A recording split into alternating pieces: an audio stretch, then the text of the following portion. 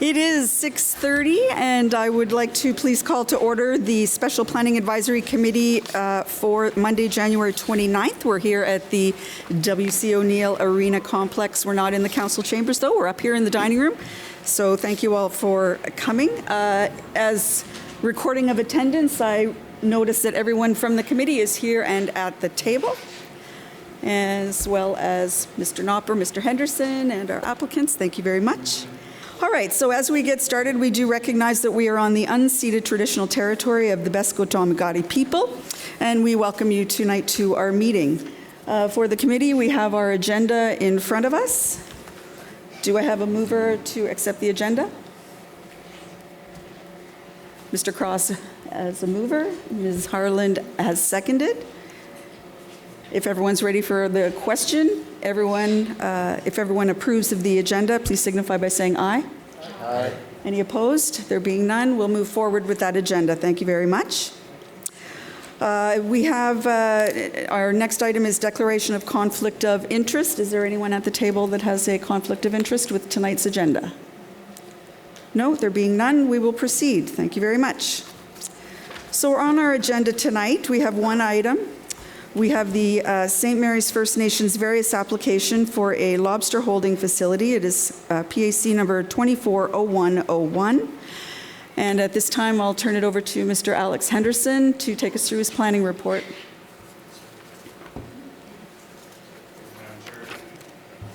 Thank you, Madam Chair. Just going to be a moment.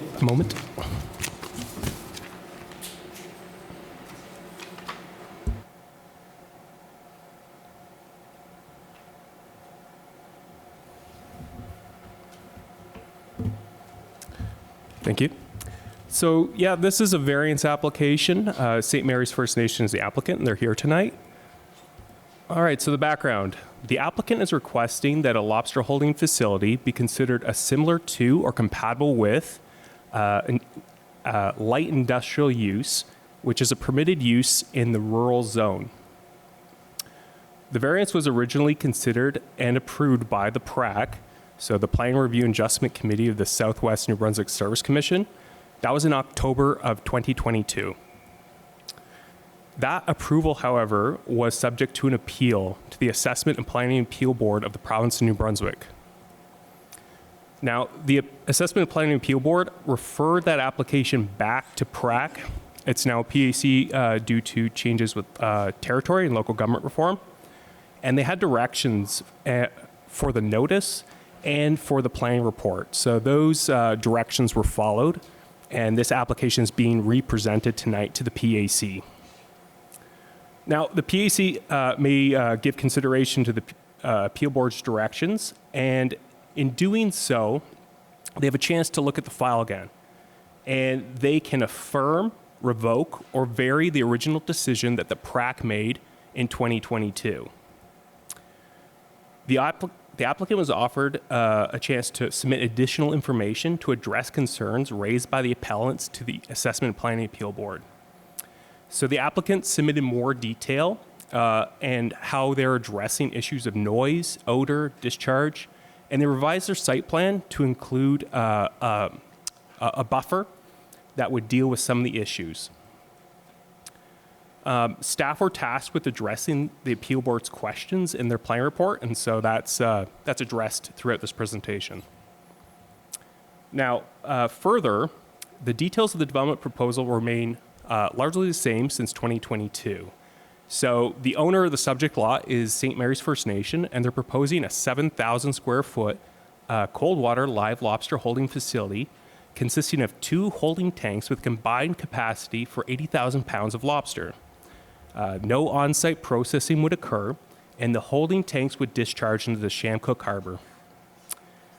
The outtake pipe for a discharge is approved by the Department of Natural Resources and Energy Development under a license of occupation. So that's dealt with separately.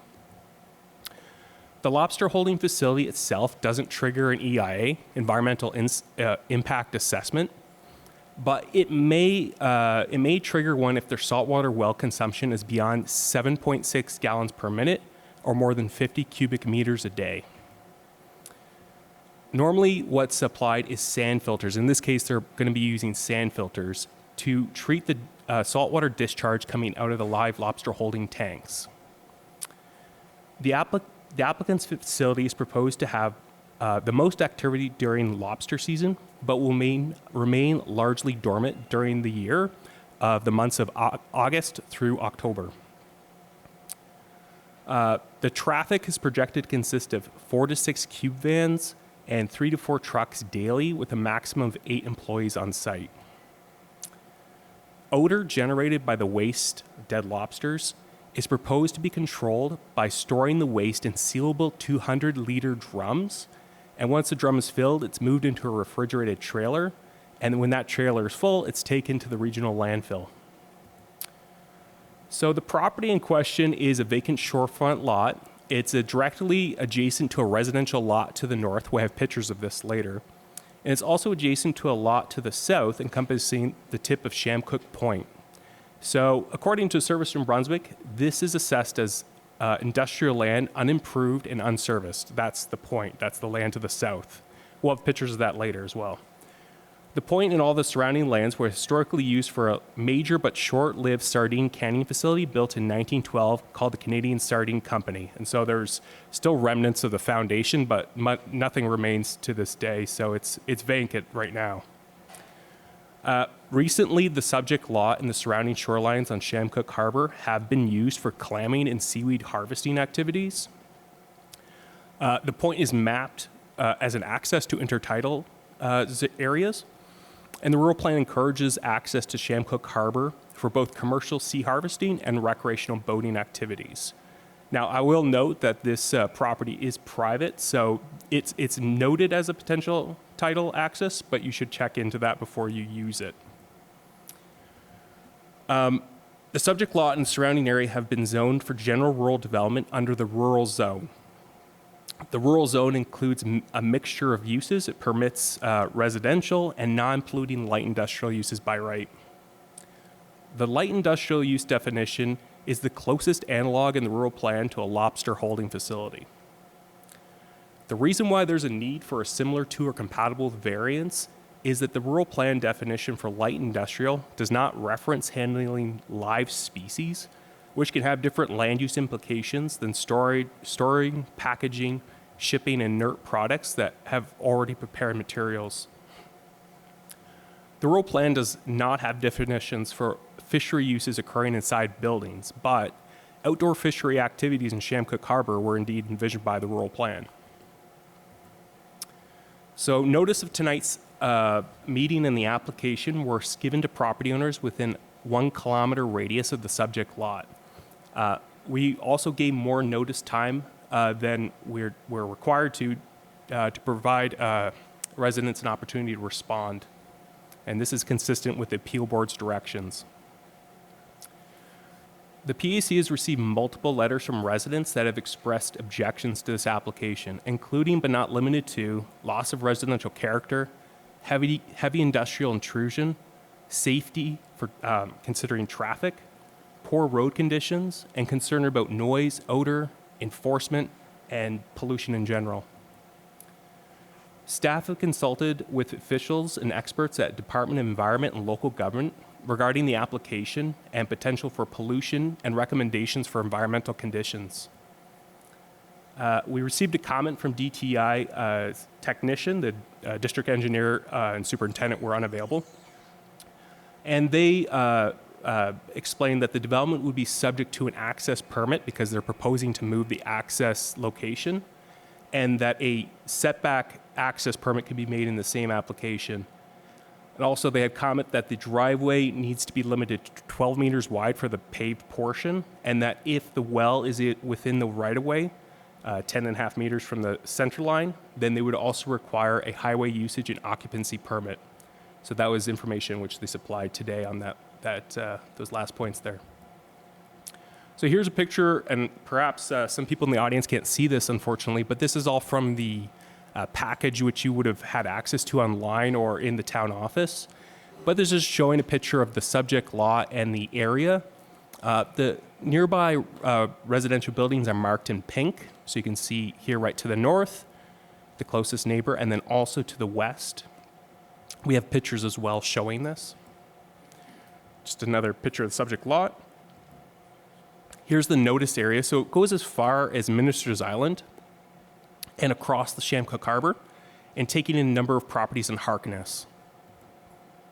Now, under the DTI map book, this property is shown as a local road, but they mark it as in good condition. Now, this is the unofficial DTI map book, and I realize that some people are laughing because they know the road is not in fantastic shape, but this is what we got from the department, what's published online. So, no, it's deemed to be it's maintained public road, and there's no non-maintained status to this road. So the intent is to have the road maintained. So this is the entrance of St. Andrews North Road. If you're coming in from Harkness, looking up Harkness, going down St. Andrews North Road. So just note that there's a 30 kilometer an hour and a curvature there, so you have to go slow. This is looking at from the lot towards the neighbor to the north. This is looking out into Chamcook Harbor, down Chamcook Harbor towards Minister's Island. And that's an aerial photo that we took, just taking in some of the fishery activities that are going on. So there's some boats that are moored right off the shore there, and one that's pulled up onto shore. This is a shot of Passamaquoddy Bay, so you can see Minister's Island, Kilmarnock Head. This is an aerial photo of the site with the current access. Now they're proposing to move that further to the south away from their neighbor to the north. So that's the neighbor to the north, and here's the neighbor to the west. So this access point would move somewhere around here. Now here's some of the residential properties that are close by. So you can see the areas has been built up for residential purposes. Here's just another shot. And here's some of the residential properties to the west of the point. And here's a picture of the point, and you can see some of the old foundations from the former cannery. So here's the applicant's proposed site plan. Now this is a revised site plan from what you would have seen if you were part of this meeting in October of 2022. They've since moved the access location as we talked about, but they also added more detail on the proposed buffer. So there's actually a plan that comes along with this that they have supplied, and this is to address some of the concerns that were raised during the appeal. So for example, the buffer along the property to the north, they've actually widened to 8.5 meters, and it's proposed to be infilled with vegetation. So there'd be a planting requirement there, and we'll talk about that with the recommended conditions. But also here there would be a concrete wall with this property line because they're the closest affected property, and that concrete wall would act as a sound buffer, and we have a picture of what they're proposing to do with that. Also, there's a buffer left with the coast. Now, there isn't a setback requirement here other than just a general property line buffer of 5 meters, but they have left more than 5 meters here, and there'd be some requirements to maintain vegetation in the areas for growing and planting of trees. So, yeah, basically the buffer is enhanced from what you would have seen in October of 2022, and more details provided. Also, I should mention here as well, some of the exterior facilities like the mechanical equipment, it's enclosed in sound transmission class 55 or greater ICF, and doors on there of 37 STC rating. And our building inspectors are able to evaluate STC ratings under the National Building Code. All right. I can't go into all the details of the applicant supplied because it's quite lengthy in terms of their response to some of the issues that the appeal board had. But it was all in the package, and so this is what is being shown here. But this is details on their buffer design. They have a link to the image of the proposed wall. So if you click to that link, that's what you would have seen in terms of a design. So a residential style concrete wall, so aesthetically pleasing. This is their point-by-point summary of their responses with concerns related to the noise from refrigerated trailers, their response to odor and mitigation of odor, their response to general concerns around noise, their response to concerns regarding pollution in the discharge from the tanks, and their response on the buffer requirements, which they address more fully in that other slide. This was just a little summary they supply with their application around the ongoing economic impact assessment post-construction, so a little bit of detail there on what they're estimating. Here's a rendering that is what is largely described as their concept proposal. Now it says preliminary, not for construction. These details would have to be more thoroughly investigated once they actually apply for a building permit.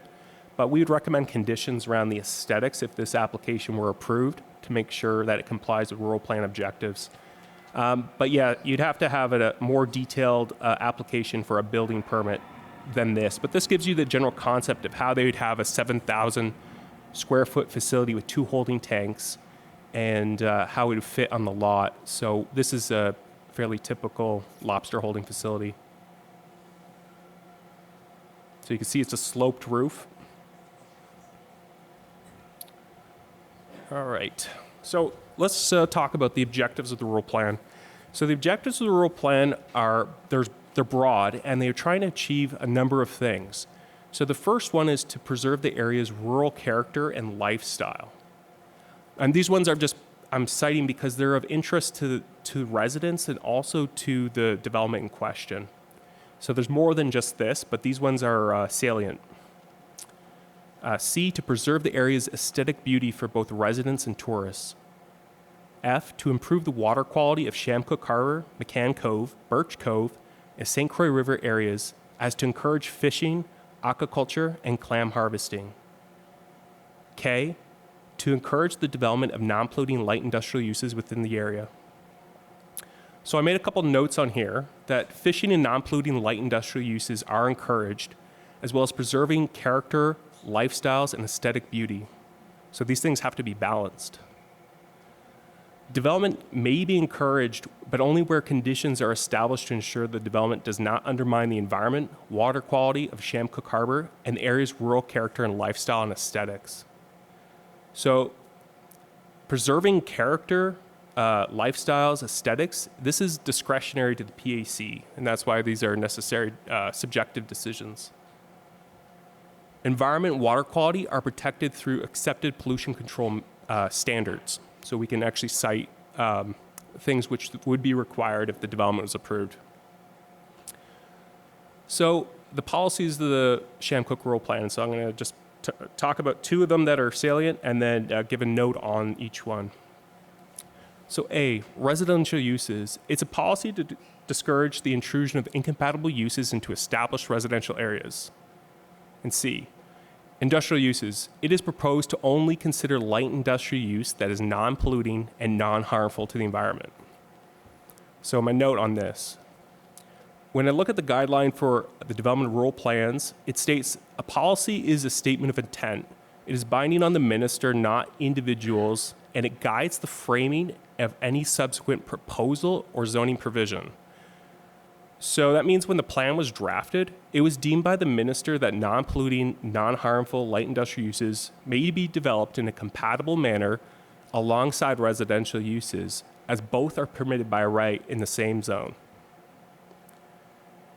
Now, let's go to the definition of the light industrial use. So light industrial use means the use of land building structures for the making of finished products or parts, usually from already prepared materials, including processing, fabrication, assembly, treatment, packaging, storage, sales, and distribution of such products or parts, but excluding conventional industrial uses and not resulting in the emission of odors, fumes, noise, cinder, vibrations, heat, glare, or electrical interferences. There's also the statements of public interest regulation which must be considered in this application. I'll just read some salient points here. With respect to agriculture, fisheries, and aquaculture, it is a public interest and public priority to promote the agriculture, fishery, and aquaculture sectors and the production of food in the province. The following policies are established with respect to agriculture, fisheries, and aquaculture. B, identify current and future areas for fishery use and aquaculture use and prioritize them for those uses and other compatible uses. And C, consider setbacks, including reciprocal setbacks, if appropriate, between areas with an agricultural use, fishery use, or aquaculture use, and areas used for incompatible purposes. So the planner's note here is that this regulation came into effect in October 2023, and it prevails over local plans if they conflict. The intent of the regulation was to ensure that fishery uses have access to coastal areas. And the PAC has to consider these in the long-term impact for all development types in coastal areas, and to balance the interests of year-round and seasonal residents with industry. PAC may consider the development subject to standards or conditions on its approval to help avoid, minimize, or mitigate potential land use conflicts. All right, so going into the discussion. The PAC has a mandate to revisit the decision that PAC made in 2022, and it may affirm, revoke, or vary that original decision. The guideline for applications on similar to or compatible with uses states the PAC should give consideration to determining that the proposed use of land, buildings, or structures does not compromise the intent of the permitted uses to such a degree as to be considered being outside the purpose of the zone. So this is where that discretionary part comes in. The rural plan does not consider a lobster holding facility as part of an agriculture use, but it's important to draw attention to the fact that agriculture uses are permitted within this zone as well. Agriculture use in the rural zone includes the growing, raising, preparation, processing of livestock, including pigs, cattle, poultry, etc. The rural plan does not require agriculture uses in this zone to be specifically non-polluting, but it does promote general watershed protection and organic practices.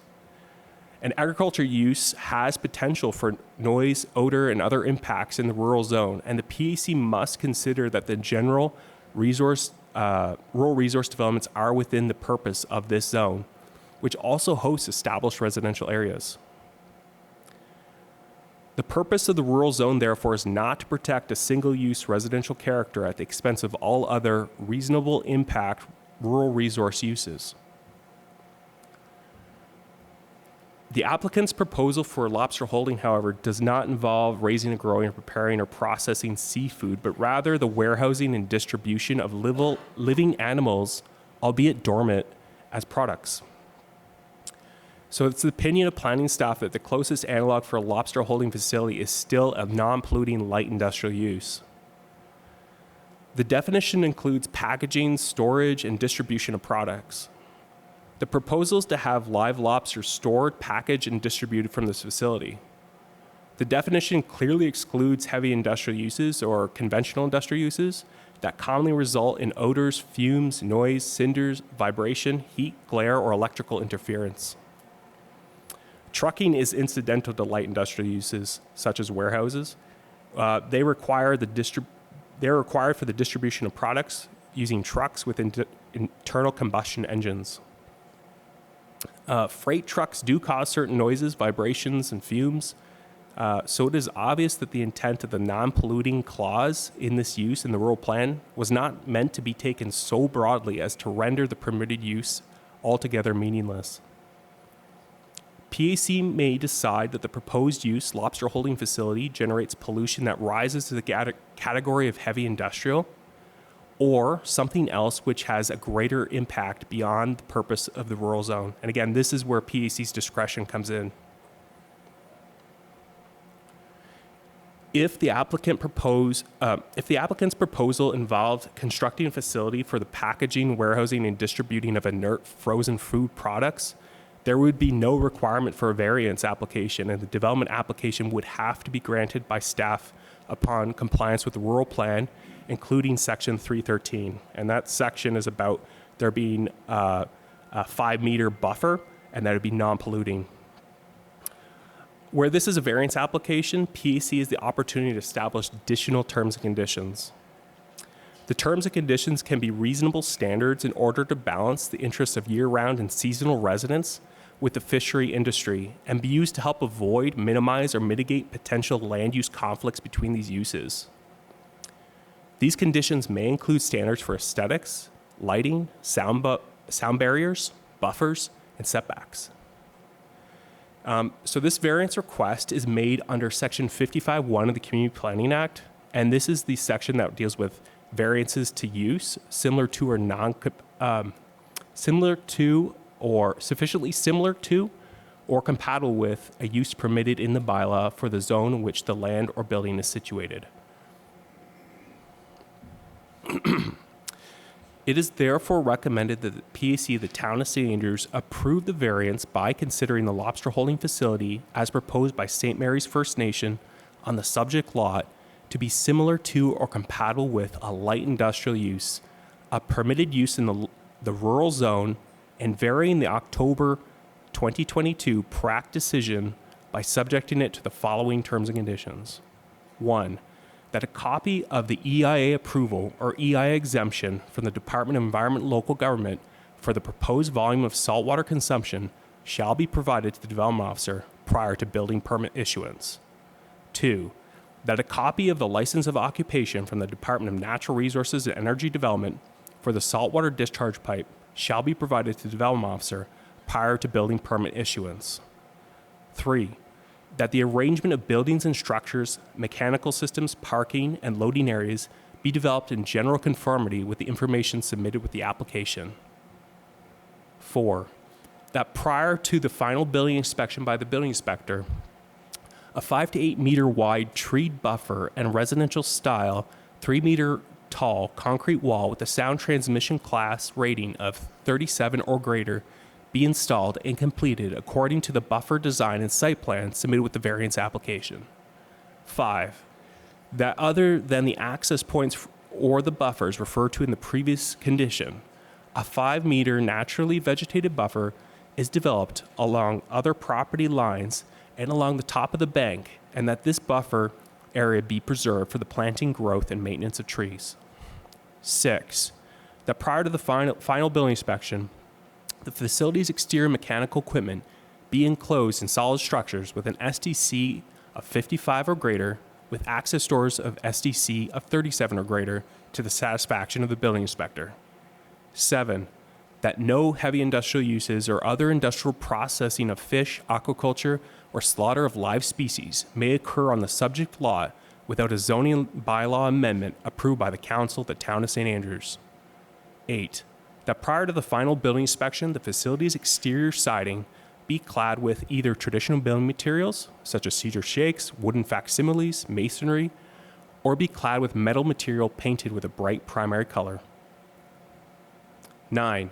That prior to the final building inspection, any exterior lighting is shielded and directed downwards and not directed at any neighboring property or into Chamcook Harbor to the satisfaction of the development officer. 10. That all dead animal waste shall be stored and sealed in odor-proof containers inside the facility or in a refrigerated trailer on site before being disposed at the regional landfill. 11.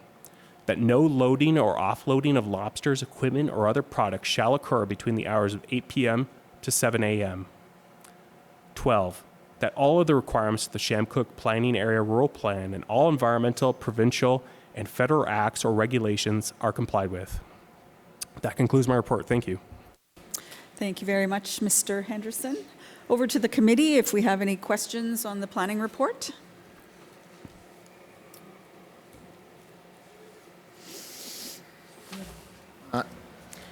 Kevin? Alex, in talking about the STC 55 or better and the doors the STC 37 or better, so I'm assuming this would be for the cooling reefers and so on. So they will be enclosed inside of a building itself so that no noise will come from those while it's chilling the water inside? Is that what we're talking about when we're talking about the walls and the doors? Through you, Madam Chair. So yeah, it's the proposal is to have these exterior mechanical equipments in walls, so that's like it's not a building itself. It needs to have air access, but to have walls that have so 55 or greater for the walls, made of 8-inch ICF, and to have doors with an STC rating of 37. So there's access. They need to have access doors to the mechanical equipment, but they can have walls on 3 sides that would provide that sound mitigation. So yeah, where you could have problems with these facilities, where there has been problems in the past along this coast, is where these facilities are developed with no sound mitigation. So this is one of these best practices, which we've recommended in other instances where these things are approved with conditions. Does that answer your question? Okay. Yes, Councillor Harland. Thanks, Alex. Oh, can you hear me okay? So a saltwater well would have to be drilled on site, correct? And typically, how much water, salt water, is required to run a lobster holding facility? So, through you, Madam Chair.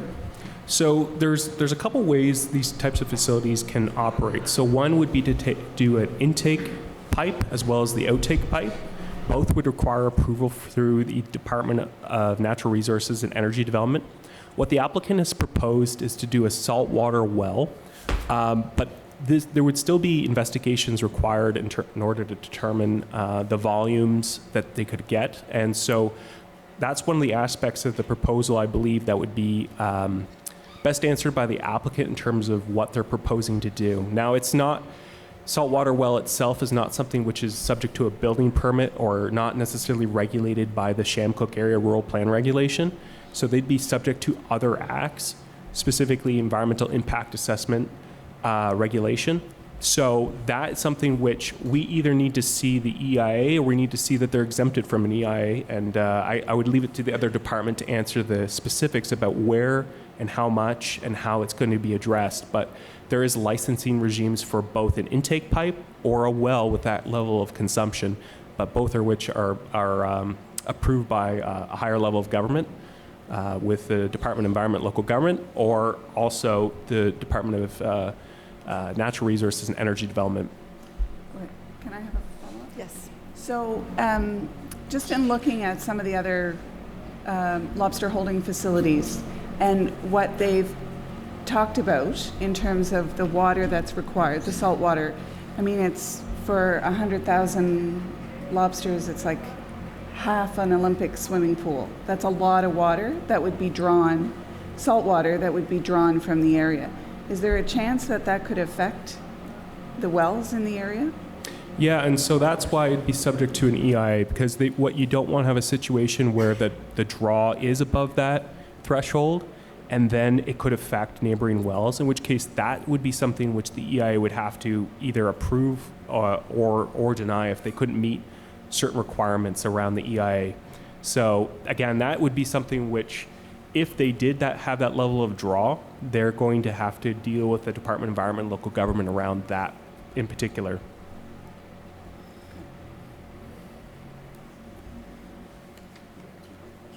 There you go. Anyone else from the committee? I have a question for Alex. So my question is about the effluent. So that would get discharged into Chamcook Harbor, correct? That's correct. And prior to approval of the facility, would a full EIA have to be done with regard to what would be going into Chamcook Harbor?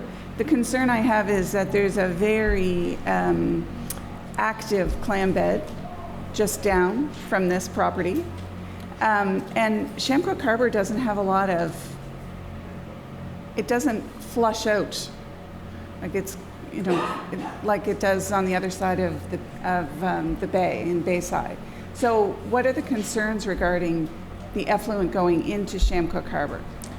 Yeah, that's a good question. And so what it is there's no EIA approval required for the lobster holding facility itself. Now, the applicant addresses some of this, and maybe it's best left to the applicant to respond to some of the details on the filtration system that they use. But what I typically am seeing across the region with these things is that sand filters are adequate and accepted as a pollution control measure because they're not feeding the lobster. If you were in a situation where you start feeding the fish, like if you were dealing with the I know there's a facility in the Port of Bayside where they had to go through an EI approval for the facility itself. It's a salmon grow-out facility. And they had filtration systems to deal with the fact that they're feeding the salmon to grow them out. If you're not feeding the animals and it's a passing through, it's a very dormant system in terms of what kind of waste is generated. So typically the sand filters are mainly to catch things like the rubber bands that the fishermen use on the claws.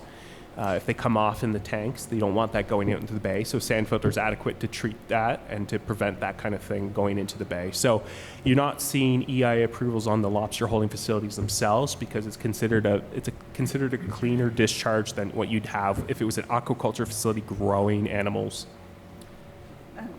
Can I ask one? Absolutely. But what about, I'm assuming, and this might be a question for the applicant, but I'm assuming that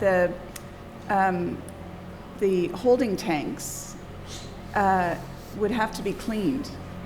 So with respect to the kind of chemicals that would be used to clean those tanks, those would be also flushed out, correct?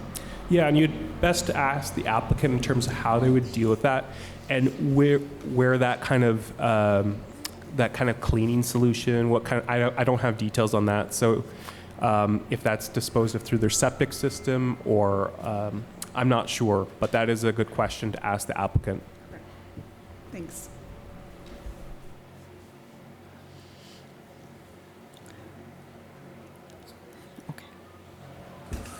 Alex, I just have one more question.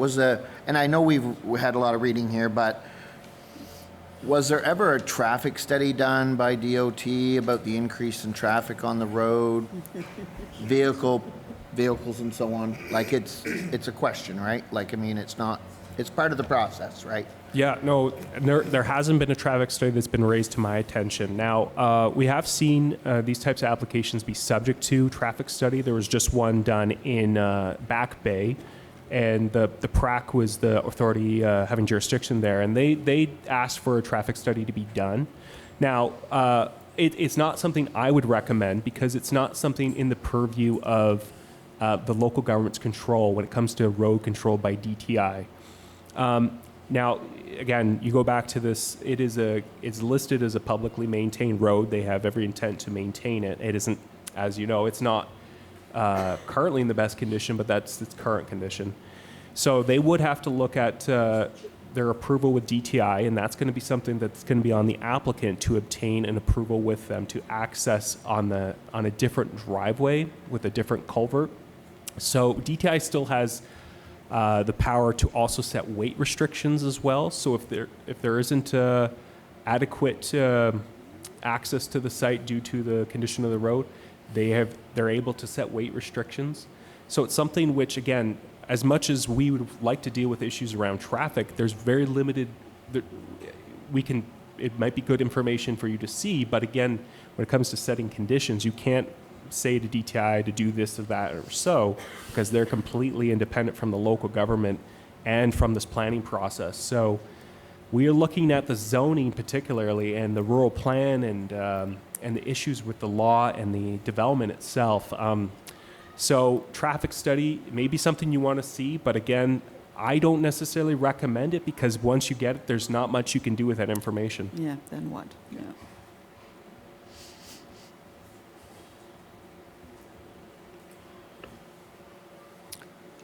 All right. Anyone else from the committee? All right. If not, I would like to invite the applicant up if they have any. Oh, sorry? I'm sorry. Did you have something more? No? Okay. All right. Good. We just want to make sure. All right. I'll go ahead and invite the applicant up then if you want to make a presentation. So, Madam Chair, you'll be represented here tonight from the St. Mary's First Nations of Adrian Desbarats, Jeremy Paul, Rick Doucette, and their legal, Jennifer Ingram. Thank you very much. Welcome. Good evening, guys. Thanks for having us. Is the microphone on up there? Green light on the base? It's on, yep, it's on. Just want to clarify something. There's already an existing saltwater well on the property. Been there for 20 plus years. We've had it tested and serviced by Frac Flow. They're like a hydro logical firm that tests and does saltwater wells, freshwater wells, etc. I'm going to turn the technical stuff over to my technical expert as part of my team, Adrian Dabera, who's joined us here virtually. He can answer any of the technical questions that anybody has for him. So, turn it over to Adrian. Hello, can you guys hear me? Yes, we can hear you. Okay, great. Thanks, Jeremy, for the intro. Thanks, Alex, for a great overview of the project. That was really nicely done. Just to give everybody, especially on the committee there, a little bit of background about myself. I'm a marine biologist. I've worked for over 30 years in the fisheries and in the aquaculture sector as well. And I worked actually for 6 years with Clearwater Lobster as their senior biologist, staff biologist, and then later as a senior biologist. And after I left Clearwater, I worked as a consultant in the live lobster industry. So I've been in a lot of live lobster holding systems, and I've also helped to design and retrofit a few as well. So they asked me to be involved in this project to help them develop the design for this particular application, and also to help them with the variance application and so on. Just a little bit about myself. So to answer a few of the questions that came up there from the committee regarding water supply, that's Jeremy is correct. It was frac flow that did some what they call drawdown tests on the existing saltwater well that's out there. That site had once been a sea urchin and clam harvesting operation at one point in time, and so that saltwater well still exists. It's a six-inch well, and frac flow did the drawdown tests, and they determined that well could safely draw in the range of 300 liters per minute. It's not our intent to draw 300 liters per minute from it. We don't require that much water for the application. Actually, the amount of water that we require to maintain 80,000 pounds of lobster is 20 gallons per minute. It's a very small amount of water. That's 75 liters per minute, roughly. So that would be expected to be well within the drawdown capacity of the well. But certainly, Alex is quite correct. That does exceed the 7.6 gallon per minute threshold. So it would certainly have to fall under an EIA to determine that, and obviously we would go through that process. It's not clear yet whether we would develop that into a saltwater well, or whether we would go the more conventional route and install a pipeline to draw the water from the sea. That is yet to be determined, but the saltwater well certainly is a possibility for St. Mary's First Nation. Regarding the effluent, the amount of solid discharge from this application is very low. It's really difficult to get actual data regarding the amount of fecal solids that would be excreted by an unfed lobster held at 1 to 2 degrees Celsius, because the research just doesn't really exist. But the one article that I was able to find was it's called Organic Matter Production of American Lobsters During Impoundment in Maine, and it's by Tulstey and Carolina Preisner, 2005. And they fed lobster for under different frequencies daily, as well as once a day, as well as 2 to 3 times a day. Just determine the different levels of fecal excretion. This work was done at different temperature regimes. 15 degrees Celsius was the temperature regime that I used to do some approximations of the amount of fecal matter that might be excreted from this application. And according to their data, they found 1.8 by times 10 to the minus 5 grams of dry weight solids excreted per gram of wet weight lobster. It's a very small amount of fecal matter excretion. And you have to understand as well, as Alex had noted, these lobsters are not fed. So any fecal matter that they would be excreting would be coming from whatever is in their gut and intestines at the time that they're caught. Once they go into the system, then they would clear their gut, and that typically takes a few days to a week. At that point, their stomach and their intestines are completely empty, and they would not be excreting anything at that point, other than perhaps pseudo feces, which are just fecal casts with no organic material in them. They would be empty. So if you use the data from this study and you assume that the any lobster caught would be excreting at that rate for 7 days at a maximum, we're looking at a total of around 7 kilograms of solids discharge per month. Very, very small amount of solid discharge. The other thing too that I would like to note is that you have to, as a marine biologist, I recognize that everything pollutes, and the organic and the nutrient inputs into an ecosystem have to be weighed against all of the organic and nutrient inputs that are going into that ecosystem already, both the man-made inputs as well as the natural inputs, like from watersheds, as an example. Man-made inputs would be a good example of that. Would be probably one of the biggest inputs into the Passamaquoddy Bay would probably be the St. Andrews Municipal Wastewater Treatment System. I looked up the numbers for that. That discharge is around 2.5 million liters of water per day, and according to the data that I was able to find, approximately 8 milligram per liter of TSS discharge per liter of water. And that works out to around 600 kilograms of solid waste discharged into the Passamaquoddy per month. This application is looking at probably less than 7 kilograms of solids per month, and in many cases, much less than that, because I'm being very conservative with my estimate. So you can see that it's a very small number compared to when you put it in context with other applications. So I think on the effluent side, like I said, it's very low impact. Regarding cleaning agents, that was another question that was asked. My recommendations to my clients is just simply use fresh water. You don't need any fancy cleaning agents.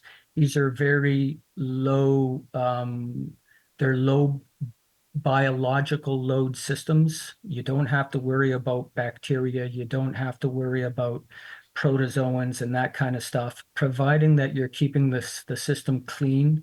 You're cleaning out the system on a regular basis, and I would encourage them to do that every year. Go in, give that system a good freshwater cleaning with a pressure washer, and you're done. And then you just let it air dry, and then let the air drying do the disinfecting for you, and then you're ready to get up and running in the next season.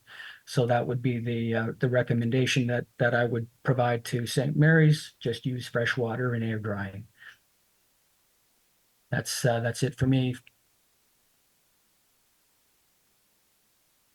Thank you very much. Appreciate that. Does anyone from the committee have any questions from the presenter? For the presenter? Yes, Jeremiah. Whereabouts are the lobster going to be coming from? Are they strictly local lobster?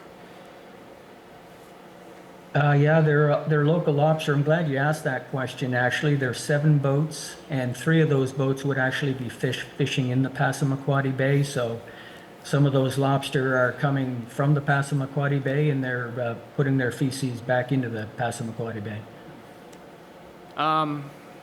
Thinking about your discharge water back into the bay, are you going to have any control points for testing for disease? And also, another question is, what is your action plan if or when you discover that lobsters have a disease? Well, we can certainly put an action plan in place for something like that. The only diseases that I am aware of that lobster have gotten in the past, in my 30 plus years working with live lobster, are gaffkemia, vibrio, and celiac disease. Gaffkemia is, I haven't seen a case of gaffkemia in 30 years. Vibrio is a cold water disease. You do get that from time to time. It's a slow-moving disease. It's not. It doesn't impact the human. It's not a human consumption risk, so the animal can still be sold. And it is a slow-moving disease, so you do have time to move your product. Celiac disease is a bit of a faster-moving disease. That's typically. I've never seen a case of celiac disease where it started in the pound. It typically comes in with the product.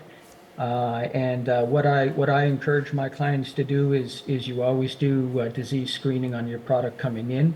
And if your product is clean coming in, then your product's going to be clean going out. And that's what I would certainly recommend with St. Mary's First Nation, is have a good quality control program where you are looking for celiac disease and you're also looking for Vibrio. Those are the two diseases that would be of largest concern. Not that I consider them to be like high concern. They're very rare when they occur, but they can happen, and you have to be prepared for them. As far as moving the product, if you had celiac disease, again, like you would have time. Probably the best case in the case of celiac disease is you would probably have to go to a cooker in that case to be able to stay ahead of it, like sell to a canner. Thank you. Yes. Councillor Holland. So just to follow up on that, so it may be a rare occurrence, but if lobsters were to come into the holding facility with disease, then I'm assuming fresh water won't be enough to clean the tanks. So in that case, how would the tanks be cleaned? No, fresh water and air drying are the best ways to disinfect the system. They're far better than chlorine. Okay. And can I ask another Any- question? As much as you want. So, in some of the other holding facilities, I looked at a few in Nova Scotia and in PEI. When the lobsters come in, they go into a purge tank, what they call a purge tank, for 72 hours. Is that the case here? Would that be the case here? It does in the in the plan. It does talk about sorting the lobsters, but I didn't know if there was a place to hold the lobsters before they go into the chiller, if that's what it's called. No, yeah. So, what's your concern with the do you think that the purge tank is held at a different temperature than the rest of the system? Is that what you're? I wanted to clarify whether or not there was a purge tank. So no, in short, no, not really. Like that, there are two systems in there. One side would be used as a temporary storage of product. So product in a crate on one side of the system. And then on the other side, you would have your long-term storage. Okay. So the product would come in a crate. At that point, it would be held possibly for 24 to 48 hours. So you could call that purging, but the system water is not on flow through, it's on reuse. The system is actually 97% reuse.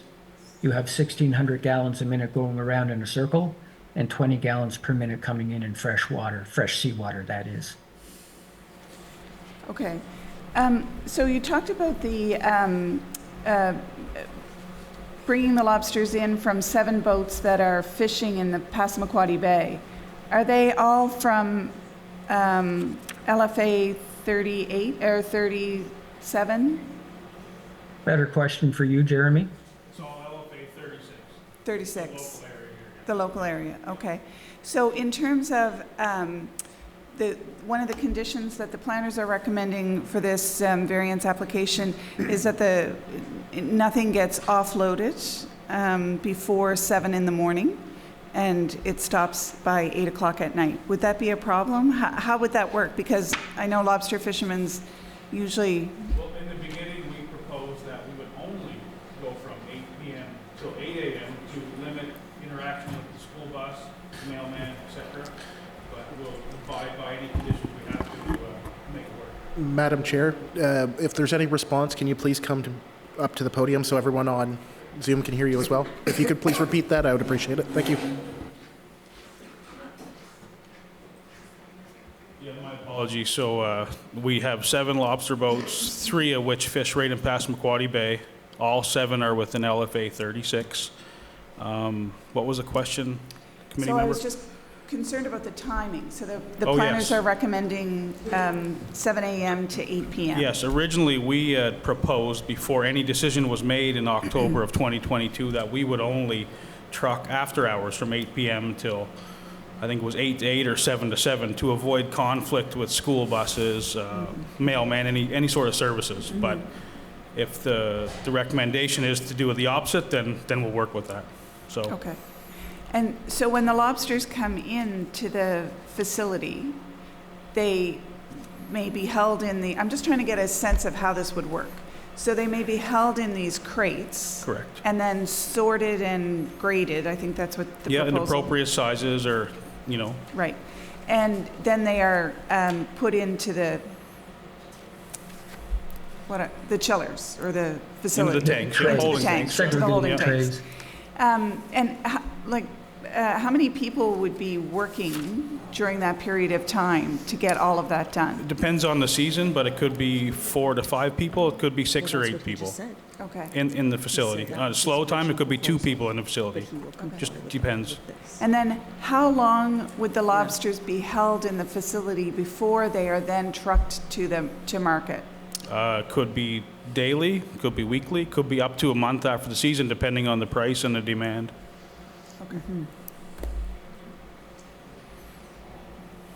Yeah, I can share Ideally, it. not more than a month, ideally. Okay, thanks. I can share a table if I'm able to share my screen. Adrian, the share screen is available and ready to go for you. Okay. So just to speak to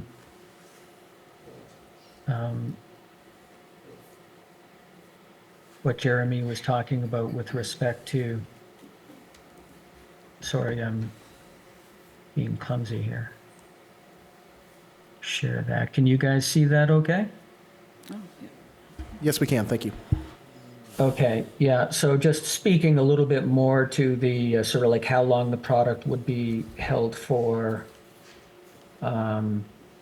This data here is, and I do note up here, like this was for estimating truck traffic, but it's also pertinent to what Jeremy was talking about with respect to the amount of product when it's landed, and also to provide to the committee a little bit of an understanding of how the product is sort of going to move around. And this is an estimate. It's probably within an order of magnitude of accuracy. It's not going to be 100%, but I'm hopeful it'll give you a sense of things. These are actual landings that were landed last fiscal year. And that's what we were using for our projections. So we see here in November, that's their busiest month. They would land around 100, ish thousand pounds, and that's landed in 12 fishing days per month. And so that works up to around 9,000 pounds per fishing day. Some of that is going to go direct to the market, like Jeremy had just talked about. So it will just come in, might stay for a day or two at most, and then it'll go out to the market, and it'll stay in a crate basically the whole time. We have, so we have in this case here, we would have like 12 truck trips for landing, 3 truck trips to send this product here to the market. So, in the range of maybe 15 truck trips on that road for the entire month of November. So it's less than 1 truck averaging a day. December, landings dropped quite dramatically, fishing days as well. By the way, in November, they're landing on Mondays, Tuesdays, and Wednesdays. So they're not landing product every day of the week. That's another important thing to note here as well.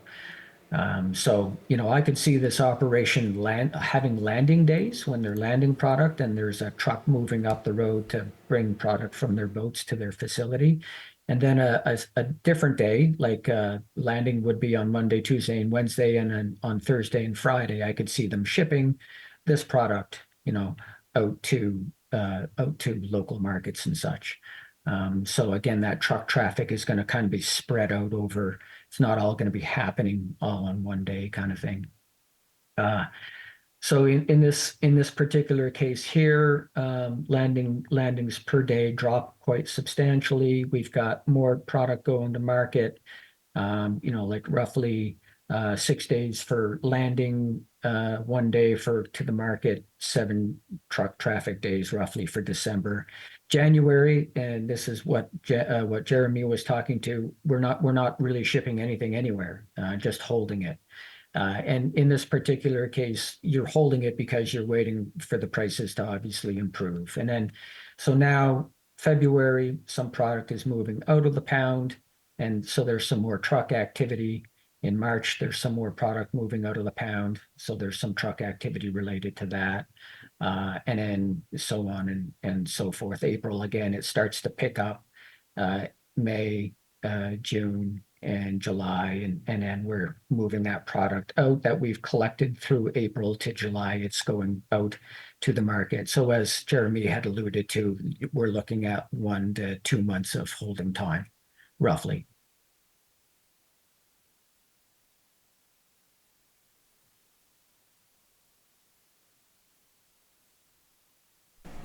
Thanks.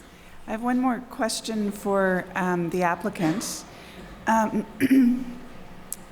it's a difficult question because I know it requires you to look ahead in the future. But the lobster industry has been taking a hit. We aren't getting the number of lobsters. The lobster fishermen aren't getting the number of lobsters that they did even last year.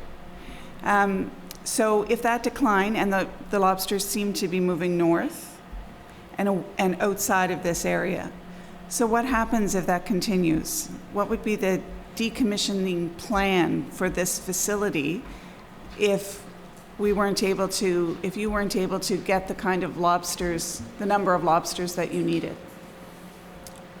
Yeah, very good point. And just for clarification, I'm a lobster harvester myself. I've fished lobster since 2001. Yeah, the industry is constantly changing. I've seen in my 23 years of being in industry, the cycle go up and down 3 times. So may come back up, may go back down. But we definitely plan on getting lobsters from outside of the area to keep the numbers up if we need to keep that 80,000 pound number. So future plans are to buy once we have the capacity to hold our own and move them. And if we need more, we absolutely already have some local guys on board to work with us. So, which 90% of the lobsters would still be 36. Some would come from other guys in 38 gram an N. So. Thank you. Yes. Jeremiah? One more question. Looking at that graph that was just presented, very nice, thank you. In knowing the roads in Charlotte County, so from the end of February until the 1st of June, there's going to be an 80% weight restriction on that road, as well as many others.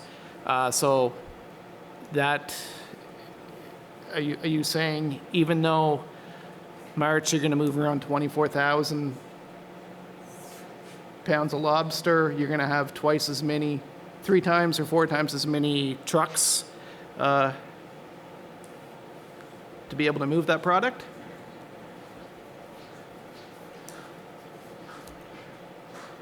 Yeah, that's a good point.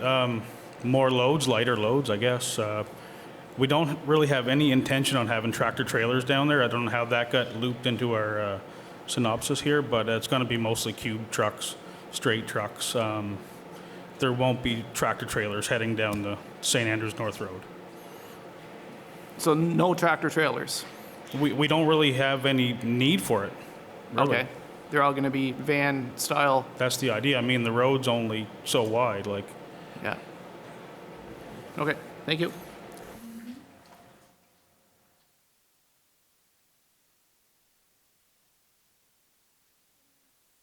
Is anyone else from the committee? Oh, hello. Just for clarification, That road is rated as a 43.5 road, meaning it's a standard road for all of that they have in New Brunswick. So it can handle tractor-trailer traffic at 43,500 kilograms per truck. Now, Jeremy had alluded the fact that, there's going to be other companies that we could be buying from other fishermen sources, or there could be some others that are coming from other companies. Could be Grand Manan, could be Nova Scotia, that type of thing. So likelihood, it could be in a straight truck, it could be in a cube van, or it could be coming in a tandem truck, that type of thing.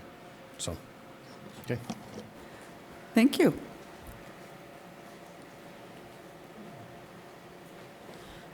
Going once? Any more questions? Going twice? No? All right. Well, at this point, we turn it over to the general public for their contributions and commentary at this point.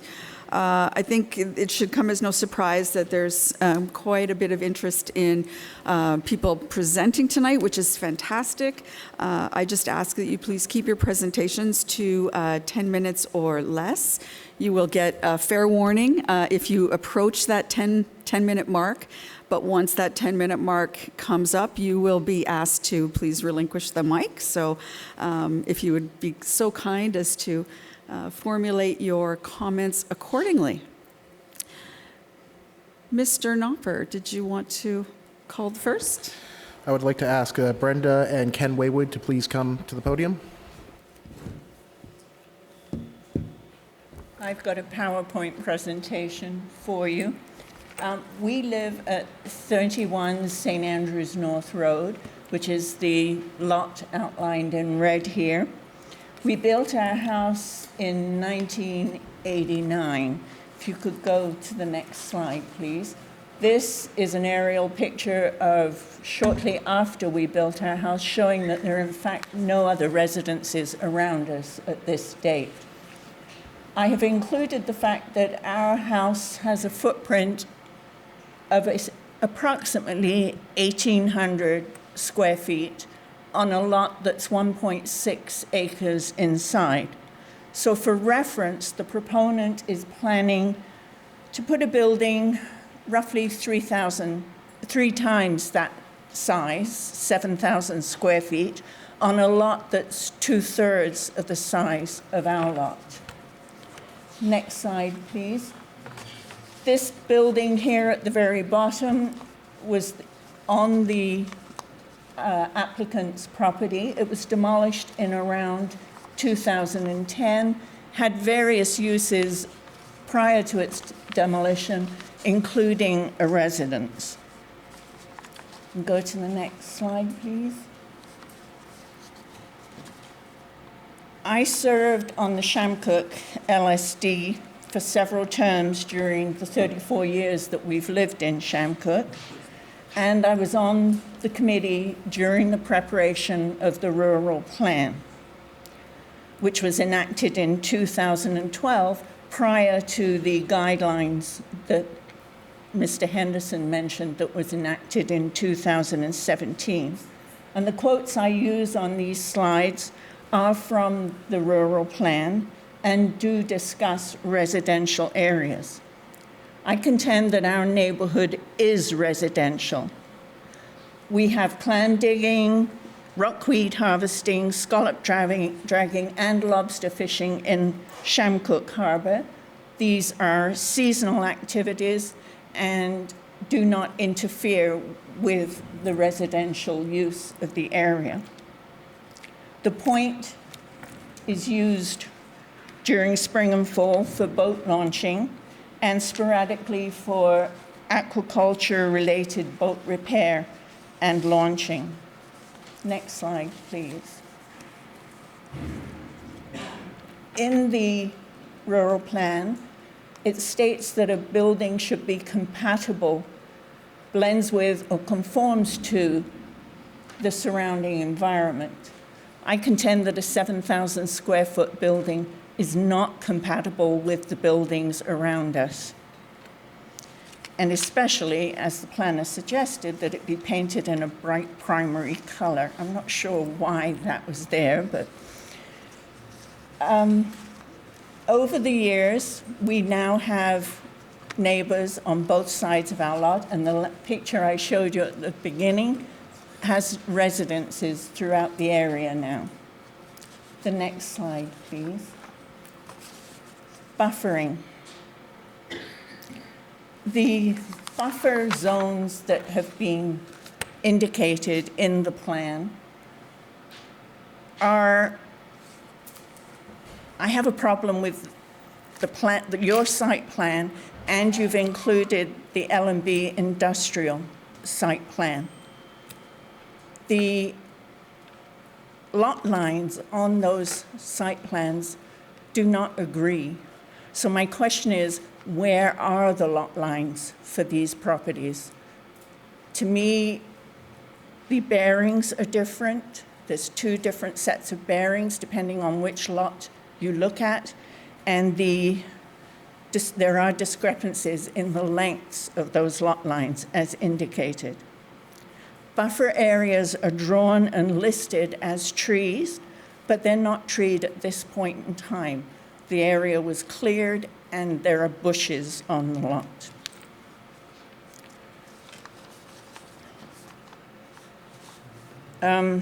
Next slide, please.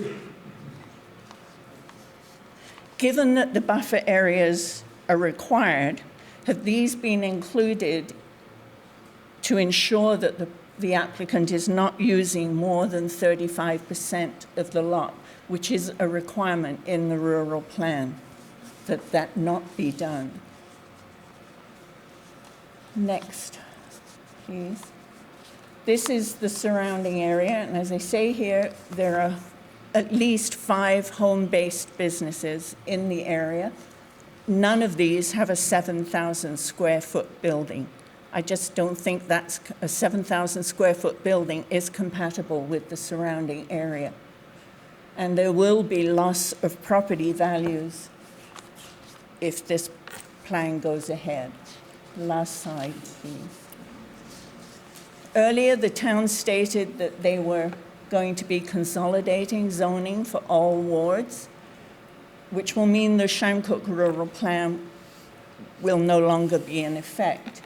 And given this and the current opposition, I'm just asking that the committee hold this application until the new zoning is in place. Thank you. Thank you very much. Mr. Waywood will speak now. All right. Mr. Waywood?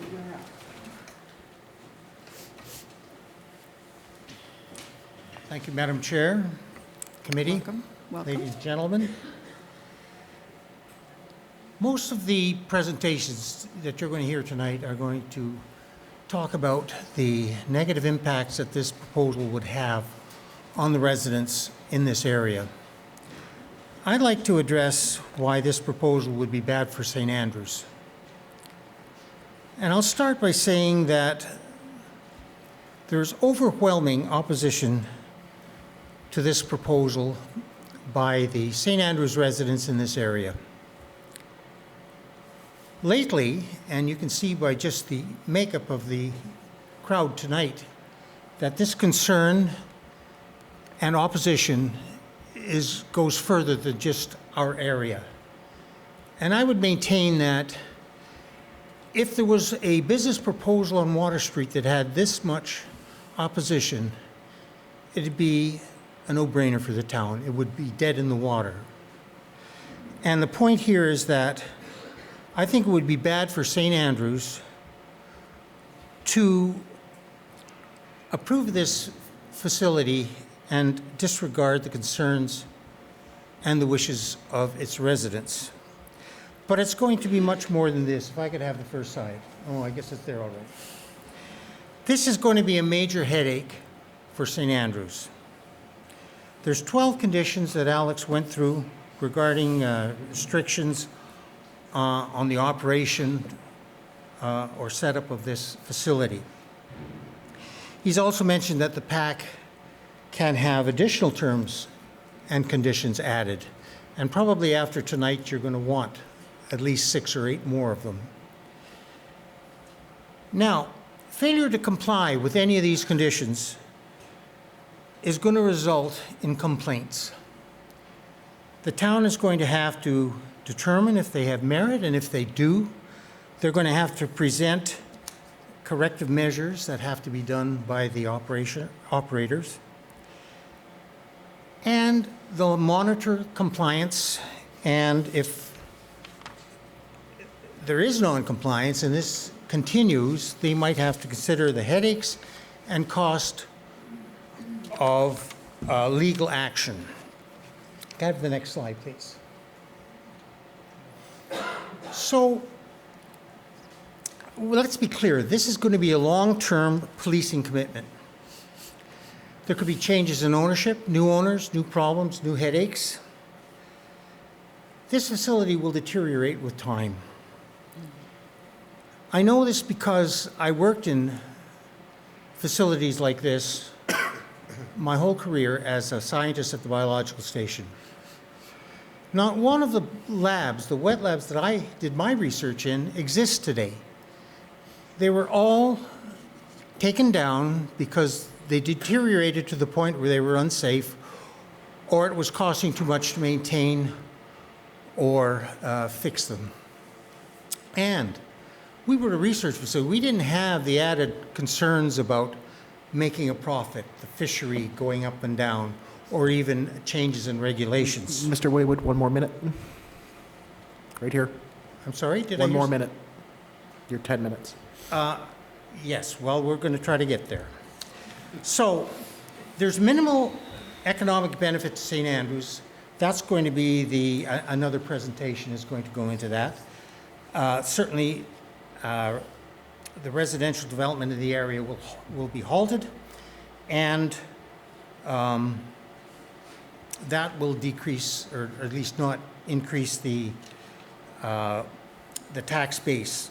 We talked about decreasing property values, and my wife has already said that it would be poor timing to even consider this before the rezoning exercise has been done. So, last slide, please.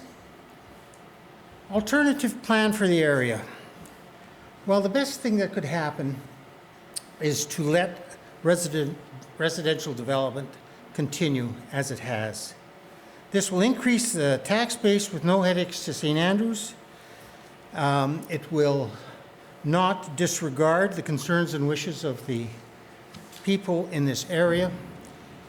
And I am not saying that this proposal is without merit.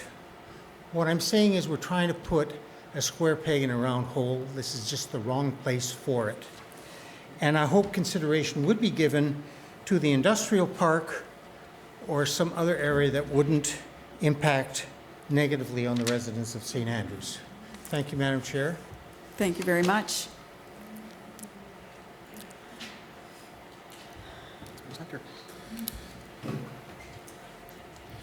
I would like to please invite Gail Reed to the podium.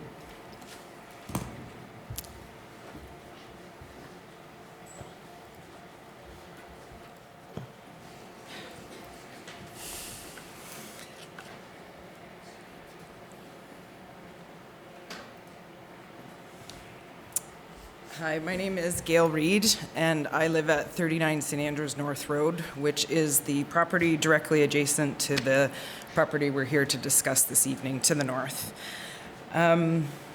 I included this slide to remind me to take a deep breath. I'm nervous up here, and also to say thank you to everyone for the time and energy that you've put into this already. I know this has been a really long process, mixed in with local governance reform and amalgamation. I know there's a lot of time and energy that has gone into this, so thank you. Next slide, please. The reason that we're here, so because of the variance that was applied for to consider this property similar to and compatible with, we are here. This is this variance is for light industrial use, which is permitted in the rural zone. This is a rural zone, so really the reason we're here is to question, is this in fact light industrial? This question is difficult for many reasons, partly because in 2011, when the Chamcook Rural Plan was written, lobsters, as I've been told, were typically held below the high water line and not inside of facilities. So when this Chamcook Rural Plan was written, facilities like this did not exist in this area of New Brunswick.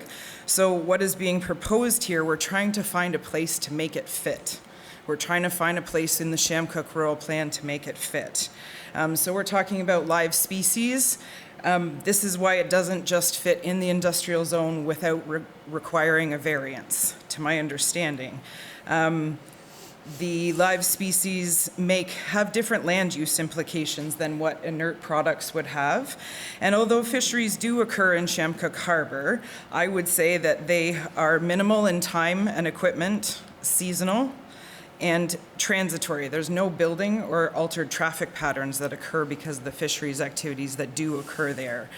I would also say that this particular facility land use implications include an extremely large footprint on a very small piece of land, as Brenda spoke to earlier, that they will alter the current transportation patterns as well as the road infrastructure. They have significant safety concerns, and there's potential for water and environmental pollution. So in the planning report, we looked at agriculture as a possible place to fit because there's live animals there. Unfortunately, you can have a cow, you can have 5 chickens. This is over 50,000 lobsters, so it doesn't fit. Also because in agriculture, you're raising, growing, and preparing or processing, but here you're warehousing and distributing a live species. So it doesn't fit here, so we're back to light industrial as the closest analog. That's the terminology that's used as closest analog. It doesn't mean that this is in fact light industrial. When we look at light industrial, it talks about the fact that it has to be non-polluting. Half of the terms and conditions that have been proposed here relate to pollution directly and attempting to mitigate that pollution. I'd like to point out that this is on top of the pollution that will occur from the people working there, as well as the traffic from the trucks that will be coming in and out. So the terms and conditions that are listed there to attempt to mitigate the pollution, but if in fact this is non-polluting, why do we have to mitigate the pollution? I don't know of any other properties in Chamcook that require a 3-meter high, 10-foot high concrete wall to surround them in order to mitigate the pollution that's found on that property. Next slide, please. The property to the south was discussed. This is what it looks like current day. You can see straight across to Minister's Island and the Bar Road. Next slide, please. This is clearly an incompatible use in an established residential area. I merely made their building the same color as the rest of the buildings. This is from what was submitted in the package. That's what the 7,000 square foot facility will look like compared to all of the other houses in the area. So because we are talking about a live species, this live species requirement is to be kept alive while it's being held. Major thing here is water. I would like to bring up the protection of water supplies in the Chamcook Rural Plan. There really hasn't been any information given to us in terms of what the water requirements are. I know in my supplementary information that I submitted to the PAC, there is a letter from Bob Sweeney that talks about the fact that facilities do in fact need fresh water. I know that I live on a well and many of my neighboring properties live on a well. I have questions like if an adjacent property well experiences saltwater intrusion, who will pay for a replacement water source? What happens if our wells are compromised? I would say that in this instance, planning ahead is going to be better than coming from behind. So planning to know where are these water sources coming from? What is the well capacity? What is the potential for saltwater intrusion? I've gone down the rabbit hole of learning about drilling salt, whether it's horizontal or vertical. I don't know enough to speak about it directly, but I would like those questions answered. In the new Community Planning Statement of Public Interest regulations that came in effect in October of 2023, Mr. Henderson spoke to these, and he spoke to the fact that fisheries uses are supposed to be identified and prioritized, and I agree. I think that there is a need for identification of the right location for fisheries activities in this area, but I know that it has not been done yet. To my knowledge, there's no studies that have been done since the new planning, the community planning SPIs came into place. When you look really deep into the user guide, which is what I did this weekend, AA2 talks about that the local government and regional service commission may consider coastal and land-based aquaculture and fisheries activities that will require specific locations, infrastructure, and services. I would argue that this location is not the right location for this type of fishery activity. This is a picture of the current road outside of the newly proposed entranceway. As you can see, it's about maybe a 1.5 lane road. You cannot actually get to vehicles unless you're on the shoulder of the road safely past here. And the next slide, this is further up. So that's my property in the background there. This is where the current entrance is. You can see the quality of the road there. It may be listed as under current regulations as a standard road in New Brunswick, but the reality of the road in New Brunswick is this. This is a picture of the recycling truck from this week backing up in front of my house. There's nowhere safe for the recycling garbage truck or the plow to turn around. They have to back up to Moss Drive and then pull forward. And into the next slide, please. They go into this S-bend. Any of you who are from around here have driven this. This S-bend culminates in a blind hill, and right beside that blind hill is the public mailbox. So this is a very busy area. You can see from this picture of two vehicles of standard size, there's nowhere for pedestrians, that's my daughter and my dog, to walk there.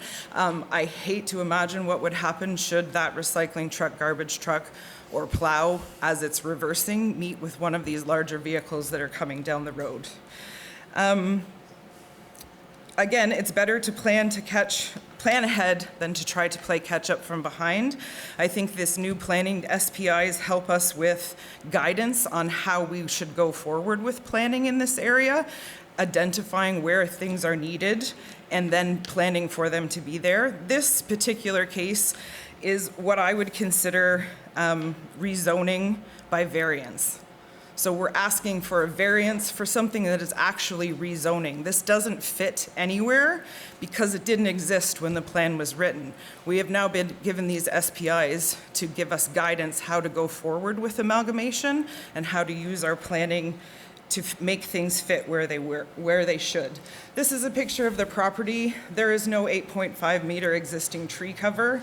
The proposed fence that's going to go there has to be set back, I believe, for maintenance. And if that happens, it reduces the buffer zone. Sorry, go ahead. That's just to show you there's no trees. The next one, there's significant erosion that's happening along the shoreline, and there's nowhere in this plan talking about building a retaining wall to prevent that. So that 5 meter buffer will slowly wash out to the sea and will not be there, as we are hoping to act as a sound buffer. There is also a property line discrepancy. I discovered a new survey marker 6 feet onto my property. This is not what I bought my property based off of. It is what all of the site plans are based off of, but as of last week, it was not a newly registered survey, so that is another issue as well. So I ask that the PAC please reject this variance that is really a rezoning by variance, and thank you very much for your time.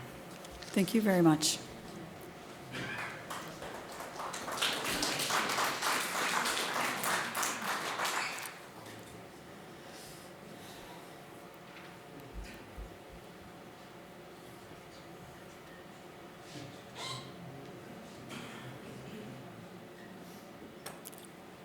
Where is she?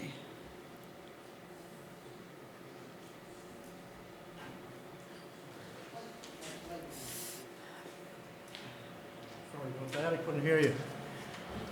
Chair, committee. Sorry, Mr. Craig. Sorry, Mr. Craig. Yeah, go ahead. What I've got is just a question of process as It's- to how you got here. What's going on? Mr. Craig, we have a list of those that are to speak. You are on the list, but it's not your time to speak. I will be announcing who gets to speak at what point. Sorry about Mr. that. Craig, you're actually near the very end because you're not within the polling area. So Okay, you sorry are about still, that. you will still be given your Somebody time. gave me some wrong information, but when I didn't hear. I was actually searching for our next speaker, which is Debbie Grant, but I do not see her currently on line here, so. All right, let's move down then. Okay. I'm going to ask for Lynn Kozak. Please come to the.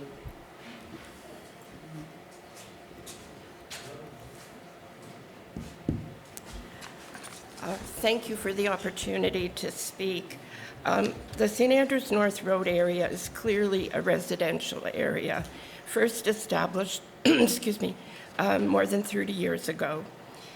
Some seafood harvesting does take place, but water access is controlled by an adjacent property owner with locked gates. Use is minimal and seasonal. Clam digging and rockweed harvesting are the primary activities. Sailboats are frequently launched here, and many are moored in the harbor. The Chamcook Rural Plan's objective is to preserve the area's rural character and lifestyle. The proposed lobster holding facility is not compatible with this goal. The Chamcook Rural Plan clearly and repeatedly states that light industrial use must be non-polluting. The proposal introduces measures intended to mitigate pollution, but cannot address all threats. Whose responsibility will it be to enforce regulations? The proposed facility will use a tremendous amount of salt water.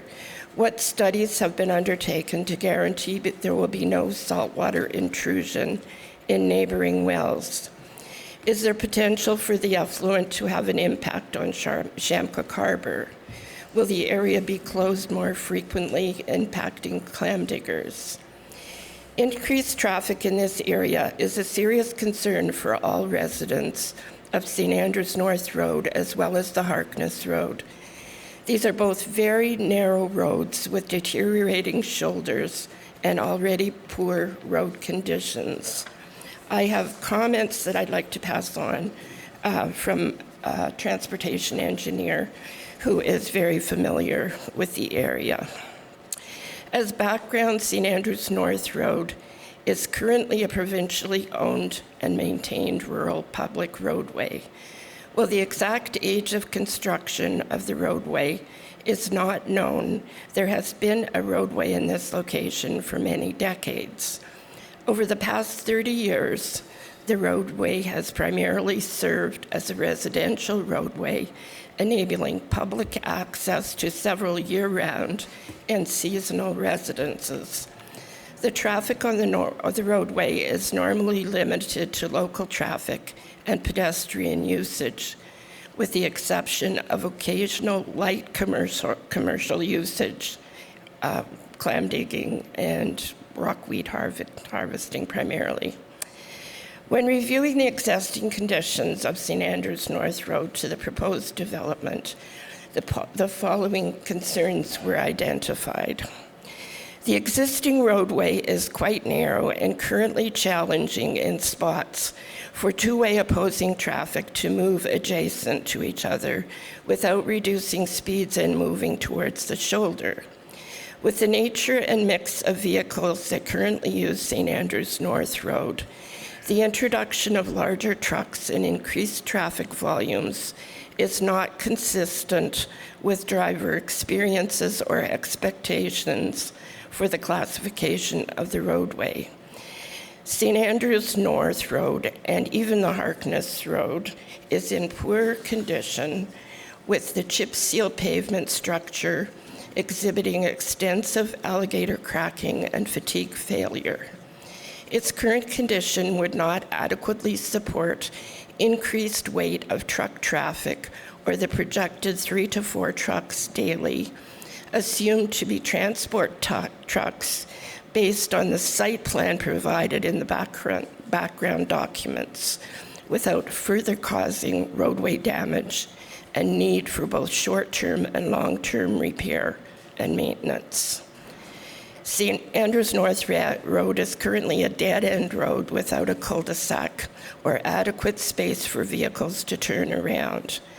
NBDTI snowplows and the garbage trucks must back up and either turn into private driveways or continue backwards more than 200 meters to Moss Drive to turn around.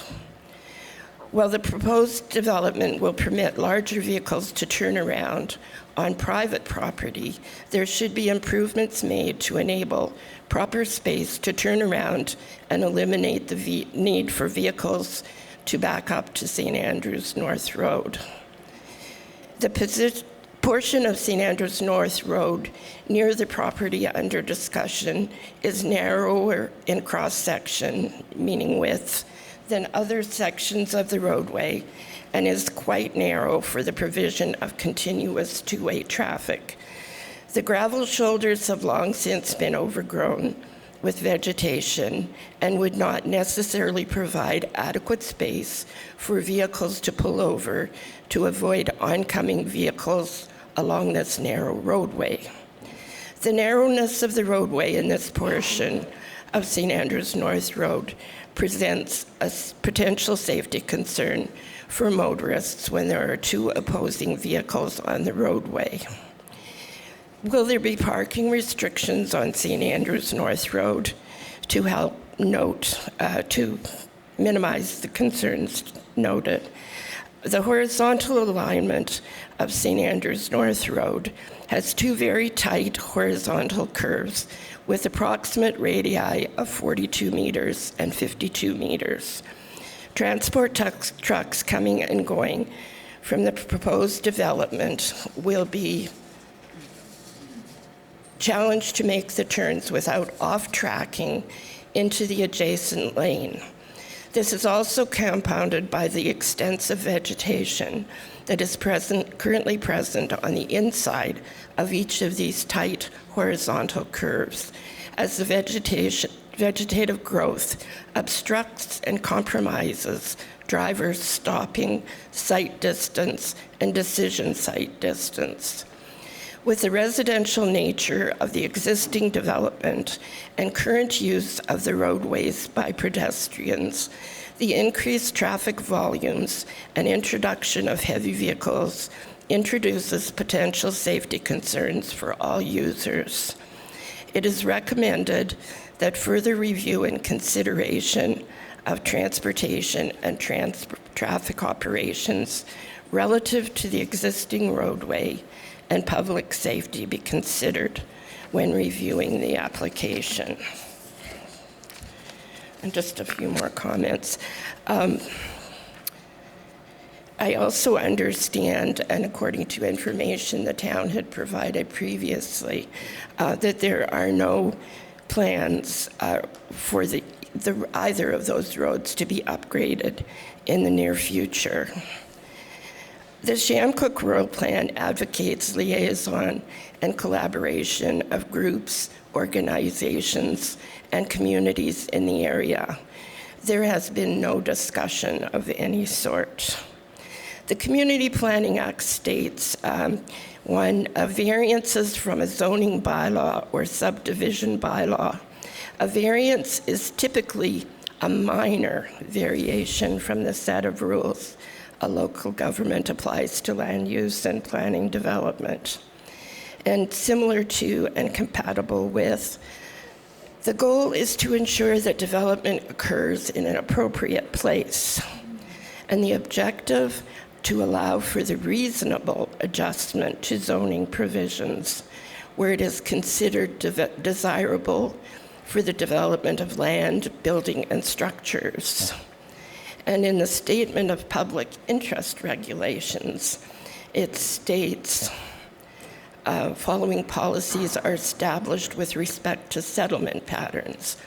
Avoid development and land use patterns that may cause environmental or health or safety issues. The purpose of this policy is to balance the need for development in safe and appropriate ways. Lynn, 1 minute. Okay, it is less expensive to prevent or mitigate risk rather than reactively responding to disasters and the unintended consequences of unplanned development. Mr. Chris Spear, at a recent council meeting, spoke about complementary development. I believe what we are seeking in this area, that development be complementary and respectful of the existing character, lifestyle, and environment of our area, is gain worth the risk. The short, medium, and long-term implications must be considered. This is precedent setting for other parts of our community. Our responsibility as a community is stewardship and care of the land for current and future generations. Thank you. Thank you very much.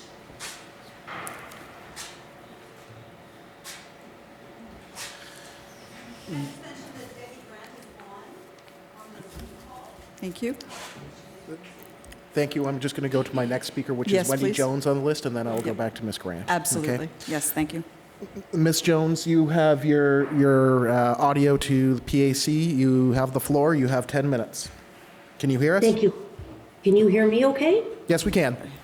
Okay, wonderful. Thank you so much. I do appreciate this opportunity to speak. I'm sorry I can't be in attendance, but I do appreciate it. And I really want to compliment all of the speakers that have gone forward. The presentations have been wonderful. I've learned a lot from the presentation. So I have had a lot of my questions answered, but there still are a lot more. So I did prepare some slides. I don't know if you can see them, but I'll just review them myself. So the number one question is pollution. We have looked at, pollution. We've had the scientists talk about pollution, and that's wonderful. However, there will be noise. And what I don't understand is that the filters and the air conditioners will be running, from my understanding, 24/7, 365 days a year. That's what I don't really understand. I know there's different hours in terms of transporting, but these filters are going to be very loud. I know that Mr. Paul mentioned in one of his applications that it's about the sound of a lawnmower or a chainsaw. And I know those comparisons can be made. But however, first of all, we're on a bay, and sound carries greatly over a bay.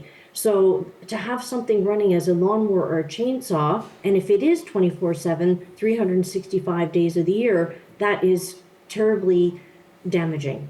The sound of the diesel trucks, I know they say that that is considered a given, but I don't believe it is. I don't believe that it's a given to have this kind of traffic on the road and the noise coming from these cube vans. And I know that they're very noisy and dangerous. So all the previous points I absolutely agree with, that the noise pollution will be very significant. And the sound of the diesel boats. Again, I wasn't even aware of how these will be transported either by truck or by diesel boat, so it sounds like it's going to be a combination of the two, but again, it just increases the noise and the pollution in the area. And not only does this affect the people, I mean, basically you're looking at dozens, if not hundreds of people in the various bays. Within that, there's 2 bays being affected by this, but it's also affecting the wildlife. There are beautiful families of bald eagles, heron, and deer that are in this area. And I do believe that the noise and the water pollution will greatly have a problem for these animals as well. And that's one of the reasons that people come to New Brunswick, live in New Brunswick, is for the beauty of nature. If we look at the water pollution, I know many of those questions have been answered. And I appreciate the science. I appreciate all that. However, I do believe there's going to be a smell. I know they're going to do their best to mitigate that, but I don't know how there can't be when you're transferring lobster, fish, any kind of material like that. There's going to be a smell. On the hot days when it's, the wind is blowing, I just cannot see how that's going to happen. Maybe I'm wrong, but anytime I've been around any kind of fishing experience, there's definitely smell. And again, this is going to be 7 days a week, to my understanding, 24 hours a day, 365 days of the year. No vacation to that. I absolutely agree with my previous speakers on the fact that I do not consider this light industrial use. I understand the definition, But again, if it is working 24 hours a day to keep the lobsters at the correct temperature, how does that fit into light industrial? I actually checked with two other businesses just to check what their hours of operation were for. And there was one in St. Stephen called Classic Woodworking, and they work from 8 to 5, Monday to Friday. I looked at the Ghost Road Auto, and the same with them. They're also 8 to 5, Monday to Friday. So the hours listed for this variance are far and exceed what a light industrial would be. I don't believe that's a reasonable description of what it will be used for, intended use. In terms of economics, I just want to go over some numbers. These are not set in stone, but as I mentioned earlier, the lobster plant would affect dozens of homes in the area. New homes are being constructed continually. If you just look around, there's new homes being built all the time. Beautiful new homes that all fit in very nicely with the neighborhood. And these are large investments. Cost to build a new home is anywhere, again, round numbers, $400,000 to $1 million or over. And these investments go directly into the local contractors, electricians, landscapers. It's a continual investment. If a lobster plant goes in, there would be a significant loss in value. Residents, I guess, could apply for a reassessment of their properties, and we would hate to see that. Values could drop 20 to 30%. That would decrease several things. It would decrease the value of the home, it would decrease the sales volume, and it would also decrease the taxes coming in. I think that would be a horrible idea when there's going to be continually more homes being put in, millions of dollars being put in. So I have to look at the math in terms of what's being put in terms of residential versus what's being put into a lobster plant, which I do understand there needs to be a balance, but it has to look at the long-term value of it. And as well, my concern is with the roads. I do feel that they are not in good repair, and I think that has to be looked at. So I guess the bottom line is it seems like there still are a lot of questions, and a lot of these questions have been answered, but there's a lot more to be put forward and answered. And I think to have it approved would be very hasty, especially at the time where, this is new to St. Andrews. And I think that pushing forward to have this proposal go through would be not a very considerate idea. Thank you so much for your time this evening. Thank you very much.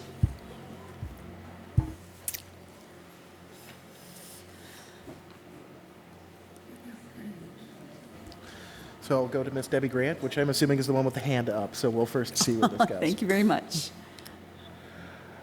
Miss Grant, you have the floor to PAC. Can you unmute? I have unmuted. Can you hear me? We can hear you, Miss Grant. You have 10 minutes on the clock, and it starts now. Thank you very much, Madam Chair, and everybody in attendance. I'm speaking to you before everybody today, not just as a real estate agent, but as a concerned member of our vibrant community near St. Andrews North Road. I'm compelled to address the issue that has significant implications for the well-being of our neighborhood and the value of our homes. In the fall of 2022, we have become aware of the proposed construction project that could alter the very essence of our residential area, our cherished neighborhood, a lobster holding facility slated to be erected adjacent to our homes. Today, I express not only my deep concern, but the strong objection to this development. St. Andrews North has been long more than just a location. It's a symbol of peaceful waterfront living and the haven for higher property values. It is with the sense of responsibility that I share my professional opinion, believing that the introduction of a lobster holding facility in close proximity to all our residents could have a profoundly negative impact on our real estate values. The potential consequences of such facility are multifaceted. Firstly, the noise, as everybody's spoken about, the disturbances stemming from daily operations, including the constant hum of machinery and transportation of live lobster, threaten to shatter the tranquility of this that has defined our community in the past. The serenity that attracted us to this area, myself included, was the quiet, low traffic, able to walk the beaches and not have anything industrial around us, the destructive noise and activity disrupting our daily lives. Moreover, the proposed facility represents an industrial intrusion into our area predominantly designated for residential purposes. The incongruity not only undermines the aesthetic appeal of our neighborhood, but also raises concern about safety, increased truck traffic, congestion on our small rural roads, and potential hazards that we can just not ignore. When somebody sells a residential home in New Brunswick, we are to fill out a property disclosure statement. And this is something that is for each of the sellers and also for a potential buyer to review on the purchase and sale. And in clause number 10 in section G, the question is, are you aware of any public projects, real estate developments in your neighborhood? There's nobody now that in our area cannot answer no to that question. It does significantly have an impact on our sales for the future. As residents who have invested significantly in our homes, we must not stand by idly and allow this proposal to proceed unchecked. We implore those in decision-making positions to carefully consider the broader implications of such a development in our community and take the necessary actions to prevent its construction. In closing, a sincere gratitude for your attention to this matter. I trust that our concerns will be given the consideration they deserve, and we can preserve the character and the value of our homes in the Chamcook area and any other future development. Thank you very much. Thank you very much, Ms. Grant. So our next speaker will be Juliet Aurora. So just give me one second. Juliet, if you could unmute yourself, you have the floor to the PAC. Can you hear us?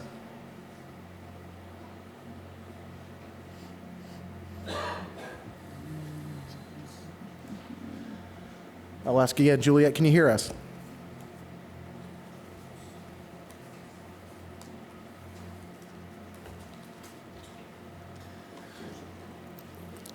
Give you one last time, Juliet, can you hear us? Can you please speak?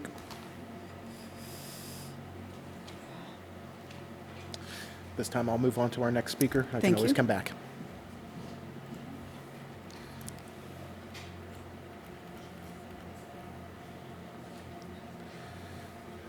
All right, I don't see him there.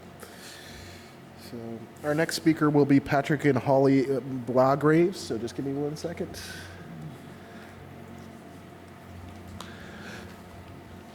Patrick, can you unmute yourself? I believe I've done so. Can you hear me? We can hear you. You've got 10 minutes for PAC, and your time starts now.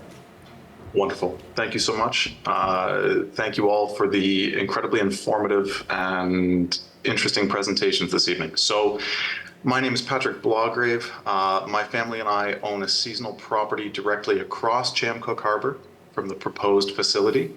I'm an economist by training, and I guess by career choice and current profession too, but don't hold that against me. I speak to you tonight, though, primarily as a concerned resident. In my remarks, I will comment on the supposed economic benefit of the proposal. That's something that is contained as attachment E, document 5, in the documents which were circulated. At the outset, let me note that there's a distinct disadvantage from the perspective of a speaker here tonight in trying to raise evidence and quantify the things which many of us believe to be true. We, or I at least, simply do not have the time or the access to the necessary data to quantify much of what I'm about to say. Nevertheless, I hope that you'll bear with me as I make a few related points. Let me start by saying that the estimated economic benefit presented in the application is a relatively simplistic calculation only of the direct or first round impact of the facility on the local economy. And I'm sure that the developers would be more than happy to admit that point. From my side, without knowing more about the factors underpinning this calculation, which is of course summarized by a couple of paragraphs, it is impossible to say whether it is a sound calculation or not. So in that context, let me raise a couple of questions.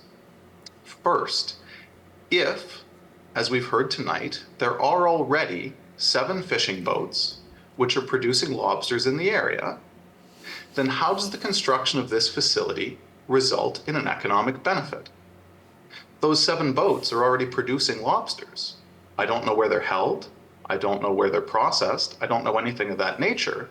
But in order for this facility to represent an actual economic benefit, then either this must be displacing activity that's currently taking place elsewhere in the province, presumably, or the plan must envision an expansion of operations.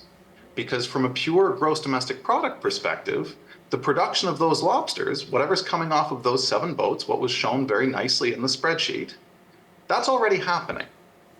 And so the production of this facility, to my mind, at first pass, it's not clear how that represents an economic benefit. Next, even if you believe that there is an economic benefit, a first-round economic benefit, the true economic impact of this project on the broader local economy has to take into effect potential negative second-round or spillover effects. And these spillover effects, and we've heard about several of them already tonight, would tend to mute or perhaps even completely reverse any estimated first-round positive economic impact. And this point is closely related to something that was said during this evening's initial presentation, which I liked very much, I have to say. Specifically, objectives A, C, and K of the Chamcook Rural Development Plan seem to have already been included precisely in a development plan because they recognize that economic and other damages must be avoided in considering development. And so I don't plan to dwell particularly on what are the possible second round impacts, because those have already been spelled out by Ms. Jones and Ms. Grant, among others. But I would contend that these include, but not be limited to, first and most obviously, a negative impact on surrounding property values, which would reduce property tax collections. That one's pretty straightforward. I don't think it's particularly contentious. Next, a reduced likelihood of new residential investment in the surrounding area. There are vacant lots, and there is, of course, the possibility that persons could further improve their homes, which would, of course, further improve property values, further improve tax collections.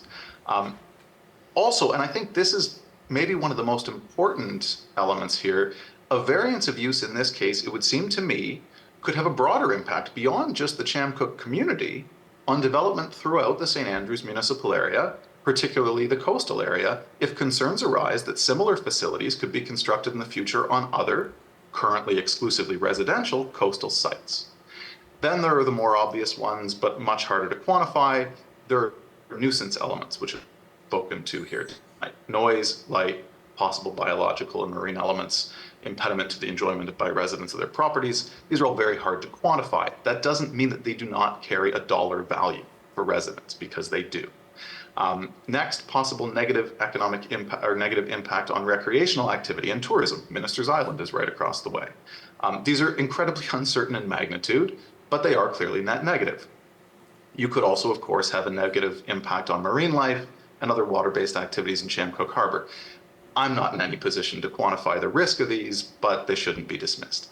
And so really, the thing that I want to say in closing is that the first round economic benefit that's presented in the proposal is not the actual ultimate equilibrium economic impact.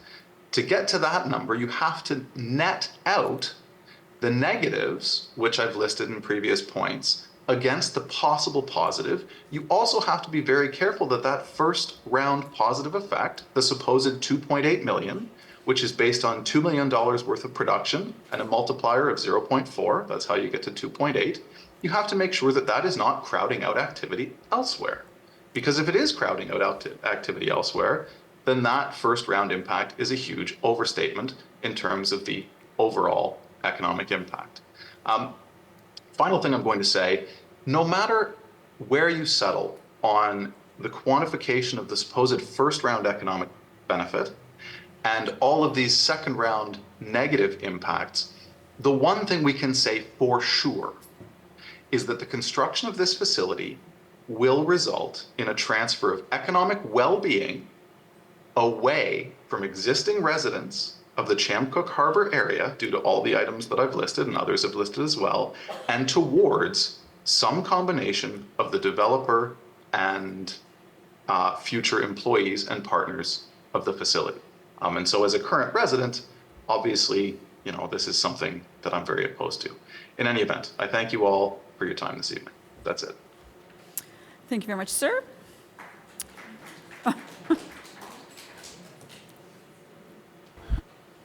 I'm going to ask Miss Juliet Aurora to raise her hand so I know which one's active.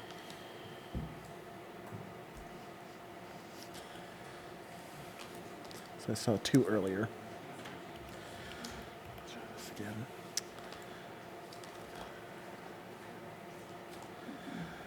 Miss Aurora, can you hear us? Oh, there's the second one. Okay, thank you. Let's try this again. Miss Aurora, can you unmute? Can you hear me now? Yes, we can hear you now. You have 10 Perfect. minutes to speak with PAC, and your time starts now. Good evening, everyone. Thank you to everyone on the committee for giving up your Monday evening, and I'm sure the many hours prior to this to review all the documentation. It's obviously a very important issue for all of us, so thank you for your time. Most of what I was going to say has already been covered, so I'm not going to take my full 10 minutes repeating the same concerns, and we'll try and be as brief as possible. The applicant referred to the area under question as being historically used for a similar purpose, the Canadian Sardine Company. However, that facility was in 1912, which is 112 years ago. If you were to drive through the area now, you would see that it is all residential and no industrial uses in place.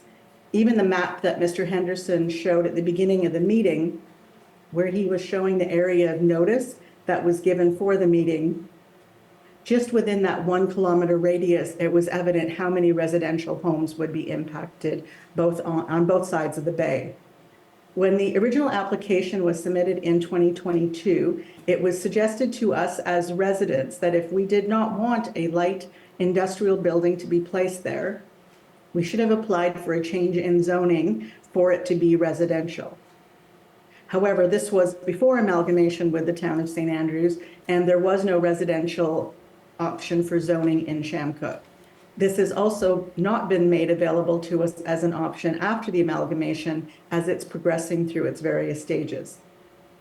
With the amalgamation in January of 2023 and St. Andrews Council announcing in August of 2023 that they would be reopening a zoning review, I believe that it's in the best interest of the town to wait for the completion of that consolidation zoning project to determine whether this property ID should in actuality now be deemed as residential. Thank you again for your time. Thank you very much. Next, I'd like to ask Dr. Julie Levesque-Taylor to come to the podium. Thank you.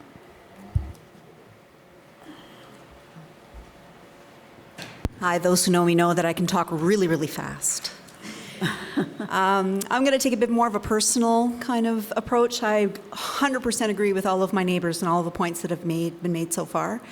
I came here 3 years ago, and I can tell you that what Debbie Grant has said about property and how we view things and when we make decisions, as a dock that was sorely needed in this particular area, what brought me here were trees, ocean, and quiet.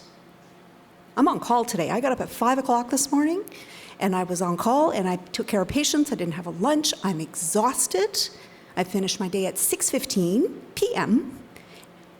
I like to go home to my trees, my quiet, and my ocean so that I can take walks in the woods. I bought 2 lots, no little expense, 2 lots so that I have more trees and quiet and ocean. And that is why I live there, and that is why my neighbors live there, and that is the nature and the beauty of our properties.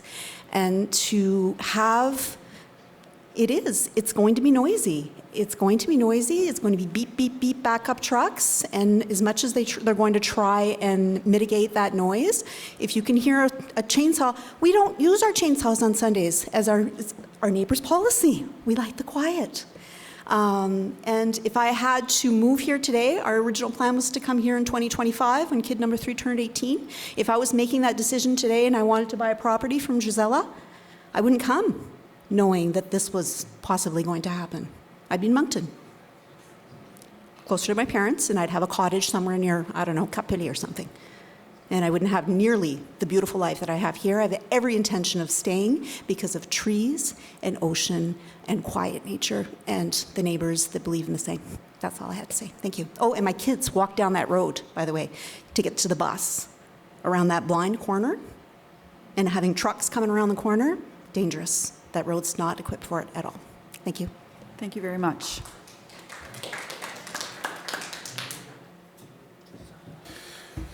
Next on our list is Miss Gisela Lindlau. If she can come to the podium, please. Dear committee, my name is Gisela Lindlau. I'm a citizen of St. Andrews for 30 years, a full-time, is that okay? A full-time citizen. And I bought some retirement project, the area adjacent to the Lobster facility being built. And the three speakers before me were living on that area, and I have more properties for sale there. They are all of a larger size, and they are protected by covenants that people cannot do some activities, they cannot do larger businesses there, and they have to follow those rules. But now, with that Lobster facility in front of me, those covenants I have, and I ask them to follow, are a joke. We are protecting our trees, as Julie just said, and I have a subdivision plan there for 13 properties, which was done 20 years ago, not by me, but by my predecessors. And I will incur a lot of financial damage if we have that reduction of use in a quiet way. What I see as well is that if we have this light industrial use, it will set a precedent for other areas and for the areas around me further. We should consider that St. Andrews is a peninsula.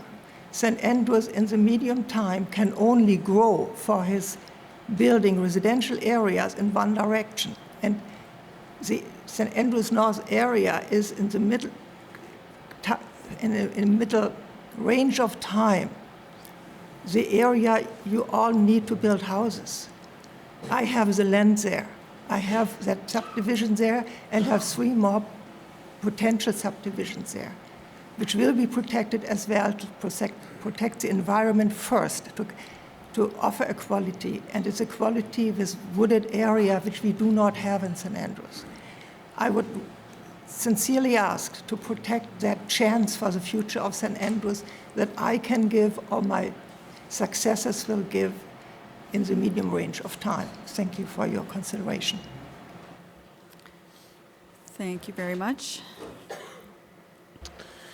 Next speaker will be Mr. Mike McCoy. I'm just going to ask him to mute.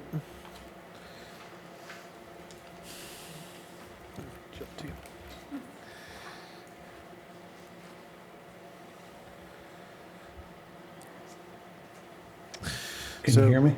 We can hear you. Your 10 minutes starts now, Mr. McCoy. Okay, thank you very much. Thank you for the opportunity to speak. Just as a brief introduction, my roots in St. Andrews go back into the 1800s. So I'm very familiar with the area, and I want to see it protected for the benefit of the residents and the tourists and the people just want to enjoy the way of life down there. I agree with all the comments around the zoning and the industrial, light industrial classification, and to me, I don't understand how something can be force-fitted under that definition.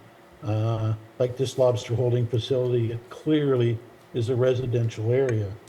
I know that in the past, the site was used, as was previously mentioned, over 100 years ago for a facility, and more recently it's been used for the inshore fishery and as a staging area, etc.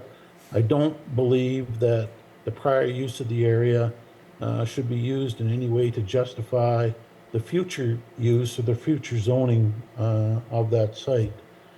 As far as the residential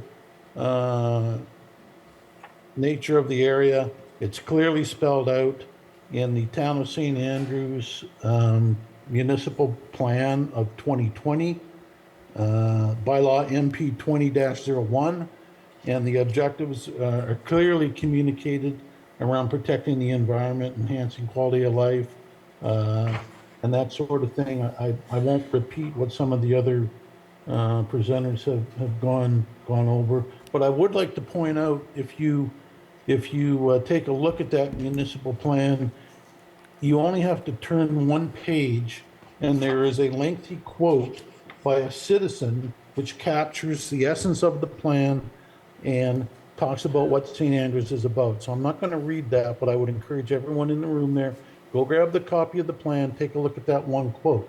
The last sentence in that quote is, "Our environment, St. Andrews, makes this a different place than anywhere else in the world." And we truly believe it.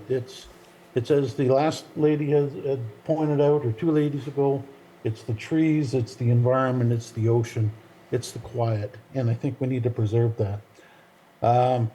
However, I would like to shift the nature of my comments to a different area completely that I do not feel have been adequately addressed in the application. There is little to no reference at all about construction activities below the water line.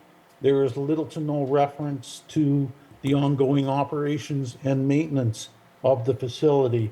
I have submitted comments to the PAC with a host of questions, and I will read some of these questions, but I do not feel that they've been adequately addressed. My first question is, how will the offshore lines be installed? And I know that there may only be one line, but there could be two. There's a previous pier in the area. Will it be restored? Will it be dismantled? Where does the offshore line for the effluent terminate in the harbor? How will the quality of the effluent be monitored? Where does the effluent go? Has there been any plume modeling that has taken place to understand the flow of the effluent? As one of the other presenters has pointed out, once that water is in the harbor, because of the tides, I mean, a lot of that water just stays there forever. So we need to clearly understand the impact on the harbor of the effluent. What is the frequency of a facility turnaround and cleaning? I think we've covered that briefly, but there will be a discharge into the harbor at that point in time. Will there be operating and maintenance procedures in place? Will there be spill containment response plans in place, not only for the lobster tanks themselves, but there's going to be diesel storage and other chemicals being stored on site? What are the requirements for compliance and non-compliance monitoring, reporting, and mitigation? Will baselines be established for groundwater monitoring? Previous presenters have talked about that, and there should be a concern about groundwater contamination. And then finally, the long-term impact on the bay. So without repeating what the other presenters, the ground the other presenters have covered, I too object to the installation of this lobster holding facility. Our property lies across the harbor, close to where Patrick's property is. And as everyone knows, sound, smells, odors, light travel very quickly on open water. I thank you for your time. I'd like the PAC to take my comments under consideration, and obviously I object to the installation of the facility. Thank you. Thank you very much. Sorry, Mr. Knopper, if we could. Just looking at the clock, we have this pesky little rule in our operating procedures that calls for our meetings to conclude after 2 hours. I look at the clock now, we're just a little bit over 2 hours, but I know we have 4 more presenters. So I was wondering if I could get agreement from the committee to continue to gather this input before we actually close for tonight. So if I could just get some indication from the committee if you wanted to keep going? Yes. Yeah. Okay. Yeah. We are going to go through the presentations at the very least. Okay. Yep. So next one, I'd ask Ms. Beth Campbell and David Sullivan, if they are present here, to come to the podium. Thank you. Okay. So my name is Beth Campbell, and my husband David Sullivan and I own what is currently Lot 88-2, St. Andrews North Road, and where we are currently building a house. The proposed lobster holding facility would be 2 lots down from our home. I'd like to start by saying that I appreciate the time and thought that the applicants have put into revising their proposal and the improved clarity they have provided regarding the buffer and mitigation of noise, odor, and pollution discharge.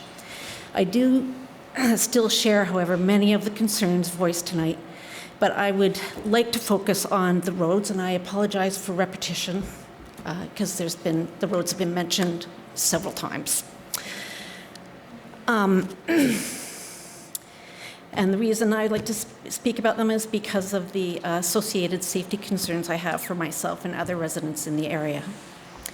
In the 12 years that we have owned our property on St. Andrews North Road, we have witnessed the residents of the Harkness and St. Andrews North Roads regularly strolling, walking their dogs, riding their bikes, and picking up their mail at the rural mailbox. We have also noted that the Harkness and St. Andrews North Roads are narrow, unlit, and have limited to no shoulders. They are also poorly maintained, covered in cracked, patchy macadam, have no lane markings, inadequate speed limit signage, blind hills, a sharp turn onto St. Andrews North Road, a hardened surface of icy packed snow in the winter, and a period of vehicle weight restriction during the spring thaw. Both roads are in bad shape, but the St. Andrews North Road is the worst of the two. It is narrower, 18 feet wide in front of our house. It has no shoulders, or they're not visible, and it is further challenged by a significant S-curve that is hard to see around and a blind hill right near the intersection with Bayview Boulevard, the school bus stop, and the rural mailbox.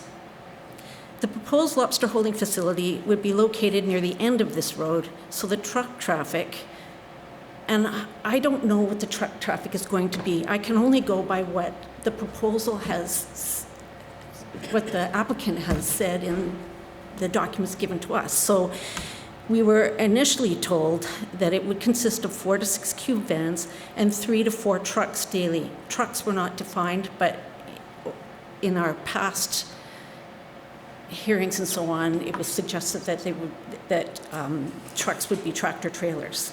Again, it's been spoken of differently today, but not in the documentation. So in any case, significant trucks would be navigating these difficult road conditions. So, and we were led to believe this would be daily, 7 days a week, most of the year. As a resident of St. Andrews North Road, I had hoped to be able to safely walk to the mailbox, take a neighborhood stroll, or ride my e-bike into town. I do not believe that the regularity of the proposed level of trucking is viable or safe on the Harkness and St. Andrews North Roads. Now, there is no specific mention of a lobster holding facility being permitted use in the Chamcook Rural Plan, which is why we're having this meeting today. There is also no mention of minimum road conditions to support the level of trucking such a facility requires in what is predominantly and significantly a residential area, but that does not mean that road conditions and safety should not be considered.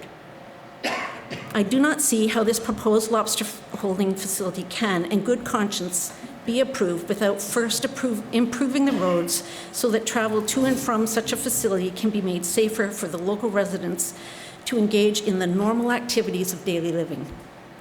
Failure to do so would abandon us to unnecessary risk. Thank you.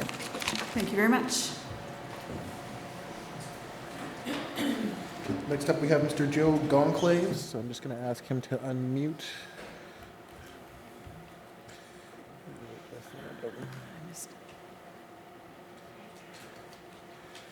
Oh, he was here. I don't see him.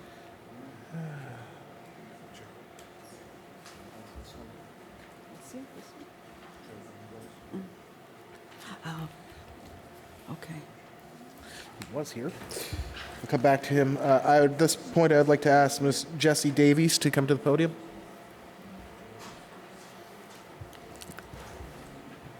Chairman, committee, I'll try to be brief. Some of the things that I had planned to mention have already been said. I'm a resident of St. Andrews, but not a resident of the area. I am retired. I was the Director of Environment and Sustainable Development at the University of New Brunswick. I participated in the municipal plan for St. Andrews, and I'm currently a member of the Environment Committee. You have heard that the rural plan in Chamcook states very clearly that the policy is to discourage incompatible use. And in any normal thinking, this is incompatible use. For one small building lot, I will call it, to impact negatively on so many other properties doesn't seem in the interest of our town. More than 65 residences were notified of this proposal. This acknowledges a huge potential impact. Even more properties will be impacted, as other speakers have mentioned, by the heavy truck traffic on a very narrow road, and I know that road well. And we will all pay for that. My husband and I moved to St. Andrews around 20 years ago, and we looked at the lot directly across from the proposed development. And my first reaction when I heard of this, frankly and embarrassingly, was frankly very selfish. We were relieved we had chosen to build elsewhere. This development would have destroyed our enjoyment of our property, like other speakers. The peace, quiet, the ocean, and the natural environment are important. And it would have decreased the value of our property when it goes to our children. If this is, but it goes further than that. If this is approved, it's a very dangerous precedent for intrusions into other residential areas in our town. The property values in the area has been clearly pointed out by Deborah Grant, that they will decrease, but this also decreases the property base for all residents of the town. It cannot be considered light industrial use, and just because the rural plan that is still in effect does not prohibit this specifically, it's quite a stretch to say that it is within the scope of the plan. There are appropriate locations. If this is a good project, it could be in the industrial park, as has been mentioned. But our waters are warming. We don't know how long we will have, this is unfortunate because we all love lobster, but this may not be a project that would be there for a long time. We don't see a decommissioning plan. We have just news just this last week reminding facilities that they have to euthanize egg-bearing females. This is something we have to really consider. Finally, if this is built, who will police the smell, the noise, the traffic, possible infestation of rats? Think of the experience of the Rishabakto residents. Now, I realize it's a different kind of facility, but they're rallying, trying to close down a facility which is very, very, there's a whole lot of smell. And their slogan is "Stop the Stink." I guess what we want to do is prevent the stink. Once an inappropriate development is allowed, it's very difficult, if not impossible, to right the wrong. So we respectfully ask you to reject this inappropriate proposal for this particular location and not grant a variance. Thank you very much. Thank you very much.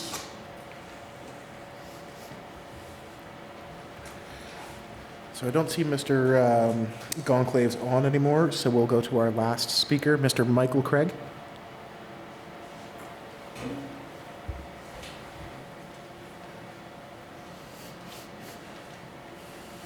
Once again.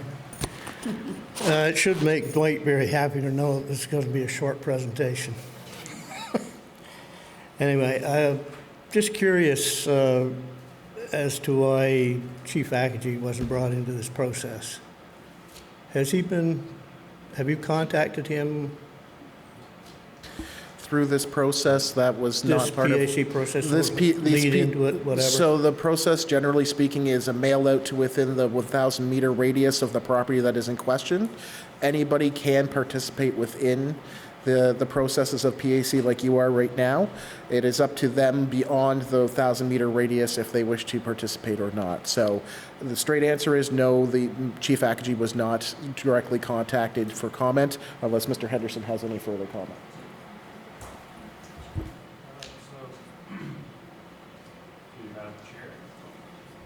Yeah, through you, Madam Chair. No, we didn't contact the Passamaquoddy First Nation in this application. Thank you. I just, when you come into your preamble here, you talk about unceded territory, and I would think that he's got a dog in the race, so just curious as to why he would not have been contacted. Anyway, that's the question. Thank you. Thank you. Madam Chair, that concludes the list of registered speakers. Okay, thank you very much. So, hello, yes. Absolutely, sure.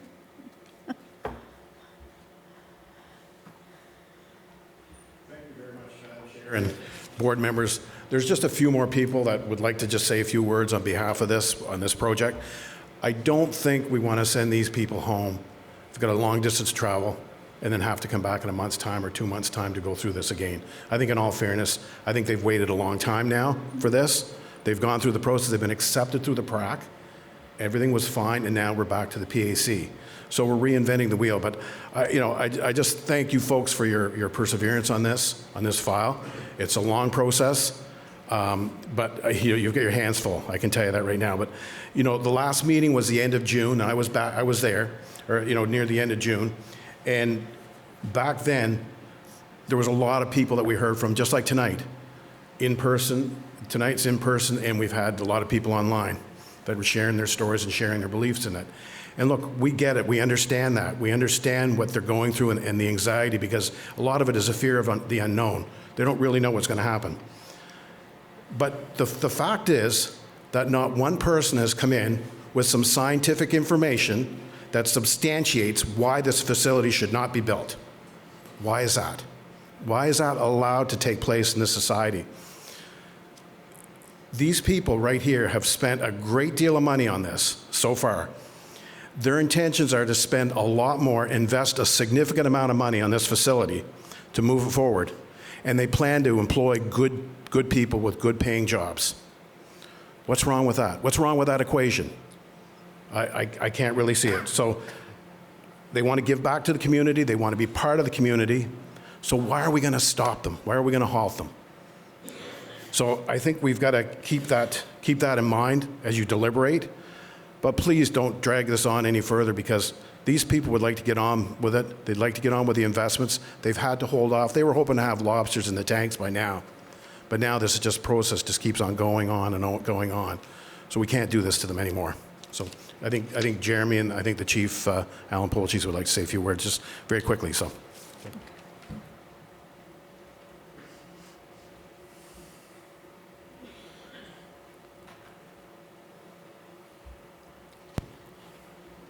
Yeah, thanks again for your patience, Chairman, Committee. I don't want to sit here and beat on a dead horse or keep everybody up later than we should, but just want to rebuttal a couple points really quick. I appreciate everybody's slides and presentations. Mrs. Reed's slide, which showed our lot entirely in red, was not the accurate size of that building. We have the prints to prove the otherwise. The big trucks going down the road, once this project is approved, everybody can turn around in our yard, whether it's plow trucks, recycling, boat launch trucks that go by there multiple times a day, so on and so forth. I'm not sure what the issue is with the land survey, but Murphy Surveys did that survey for us in February 2022. As far as I know, it's an accurate survey. If not, let's redo it. The property at the end of the road, L&B Industrial, great neighbor. Guy lets us use his property. We got a key to the gate. No issue there. I just want to touch on that. Thanks very much.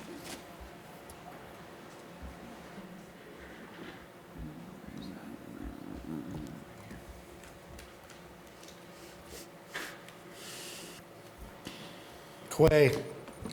Nitalewis Sagam Alan Polches, Nujay Awis Sedangses. Good evening. My name is Chief Alan Polches from St. Mary's First Nation. I'm here with my council members and representing my people. First of all, I'd like to acknowledge that we are gathered here on the unceded and unsurrendered territory. You were mentioning that, Madam Chair, in your introductions, but you were cut off with that, so I just wanted to reiterate that. Thank you. Okay? And I want to thank all the residents of this beautiful territory that has come out this evening to voice, their concerns. Collectively, we are in a society around reconciliation.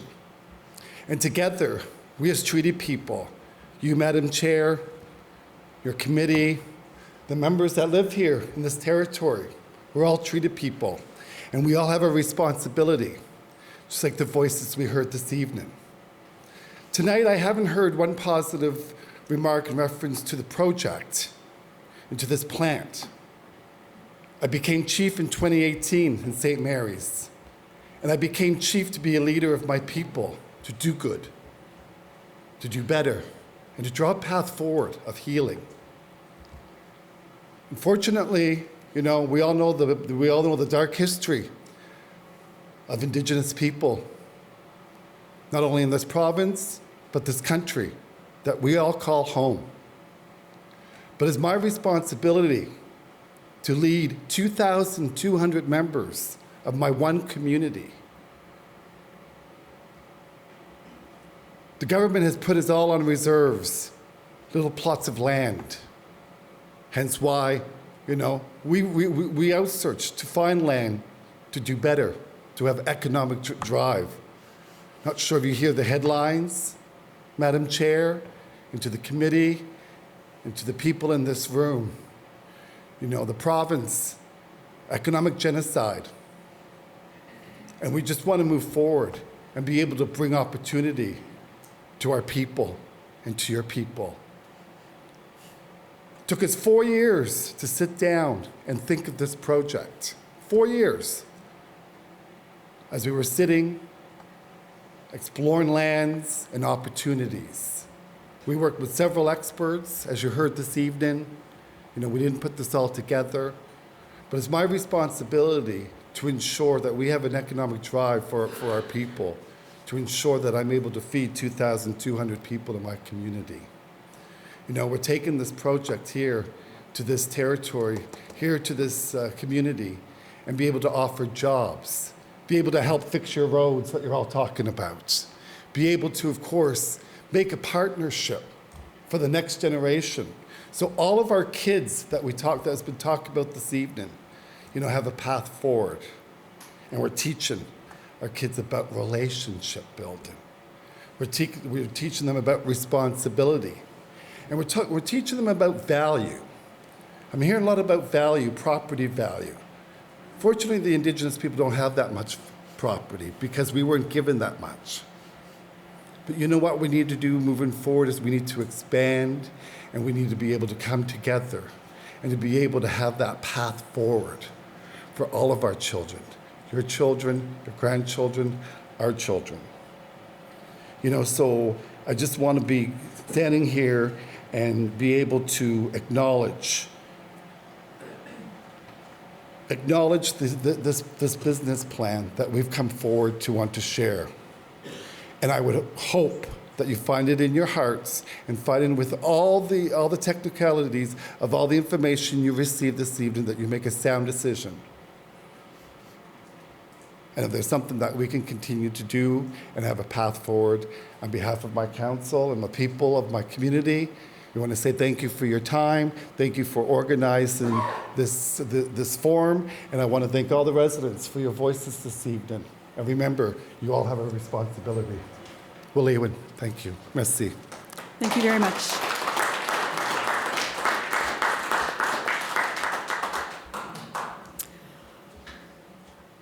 Yes. We don't really have a question and answer period at this time, just so you know. I'd just like to point out that the fact that this is a proposal from the St. Mary's Band, to my mind, it doesn't matter who the proponent is. This particular project should be in the industrial park. St. Andrews has that for industry. It wouldn't matter if it came from any other business person. I would still be requesting that it not be approved on that lot. Thank you. Thanks. We're actually going to close the floor for comments right now. I sure do appreciate everyone's attendance and participation. I do understand it's been a long road for everyone, and the committee does have a big job ahead of us. We have volumes of information to look at, and at this time, I'm going to turn it over to the committee for discussion or what have you.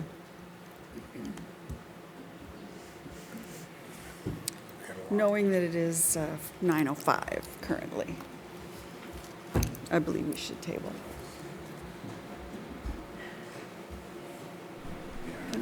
So, please, yes, go ahead. I would like to make a motion to table. Turn it on. It's on, she's not. I am on, aren't I? I'd like to make a motion to table this application for us to have a chance to digest the information and come back at a later date to make a final decision. Do we have a seconder for that motion to table? Seconded here, Mr. Kerr. Any further discussion? If not, I'm going to call the question. All those in favor of tabling the meeting until a suitable time, please signify by saying aye. Aye. Any opposed? Anyone want to keep going? No? That motion is carried. We will be tabling this meeting.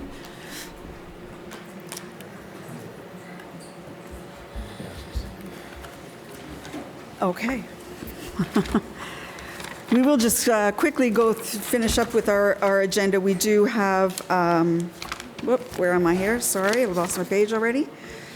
We do have a question period, although I think we've sort of already had it.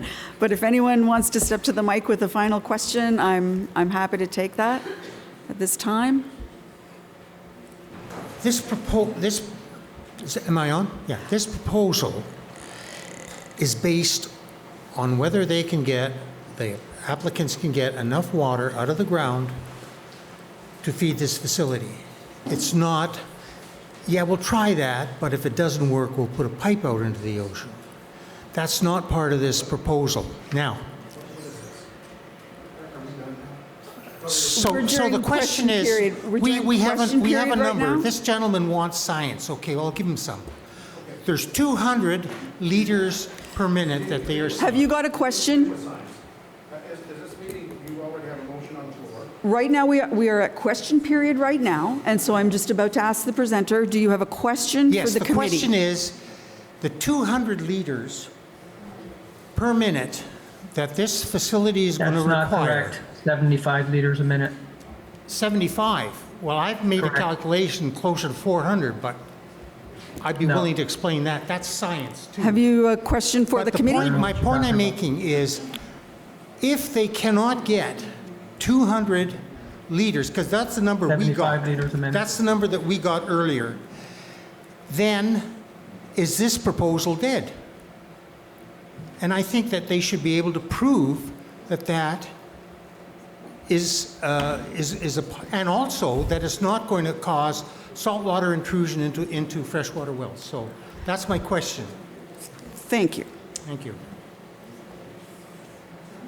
We've already explained that we would have to go through an EIA. I'm missing something. Someone's speaking. Adrian, can you hold on one sec? Can the public just quiet, please? Thank you. Go ahead, Adrian. We already explained earlier that we would have to go through an EIA to do that saltwater well test. And that EIA would obviously consider the ability of that well to sustainably provide 75 liters per minute, which would be required for this application. We did preliminary testing, but that was only preliminary testing, and the EIA would still be required. And if that EIA finds that we could not sustainably withdraw water, then yes, we would explore putting out a pipeline. And that would go through the federal government. So there are still due processes that would have to be gone through depending upon what our findings are with the well. Thank you very much. All right. Moving through to PAC member comments. Any comments we have? Did you have something, Paul? Madam Chair, just so the knowledge for the public in the process for the next meeting, due to a number of members being away of PAC during the month of February, this meeting will probably occur in the first or second weekend of March. So in order for all 7 members to be able to deliberate fairly and accordingly. Madam Chair. Thanks very much, Mr. Nopper. Any other comments from PAC members? All right. There being none, 9:12, this meeting is adjourned.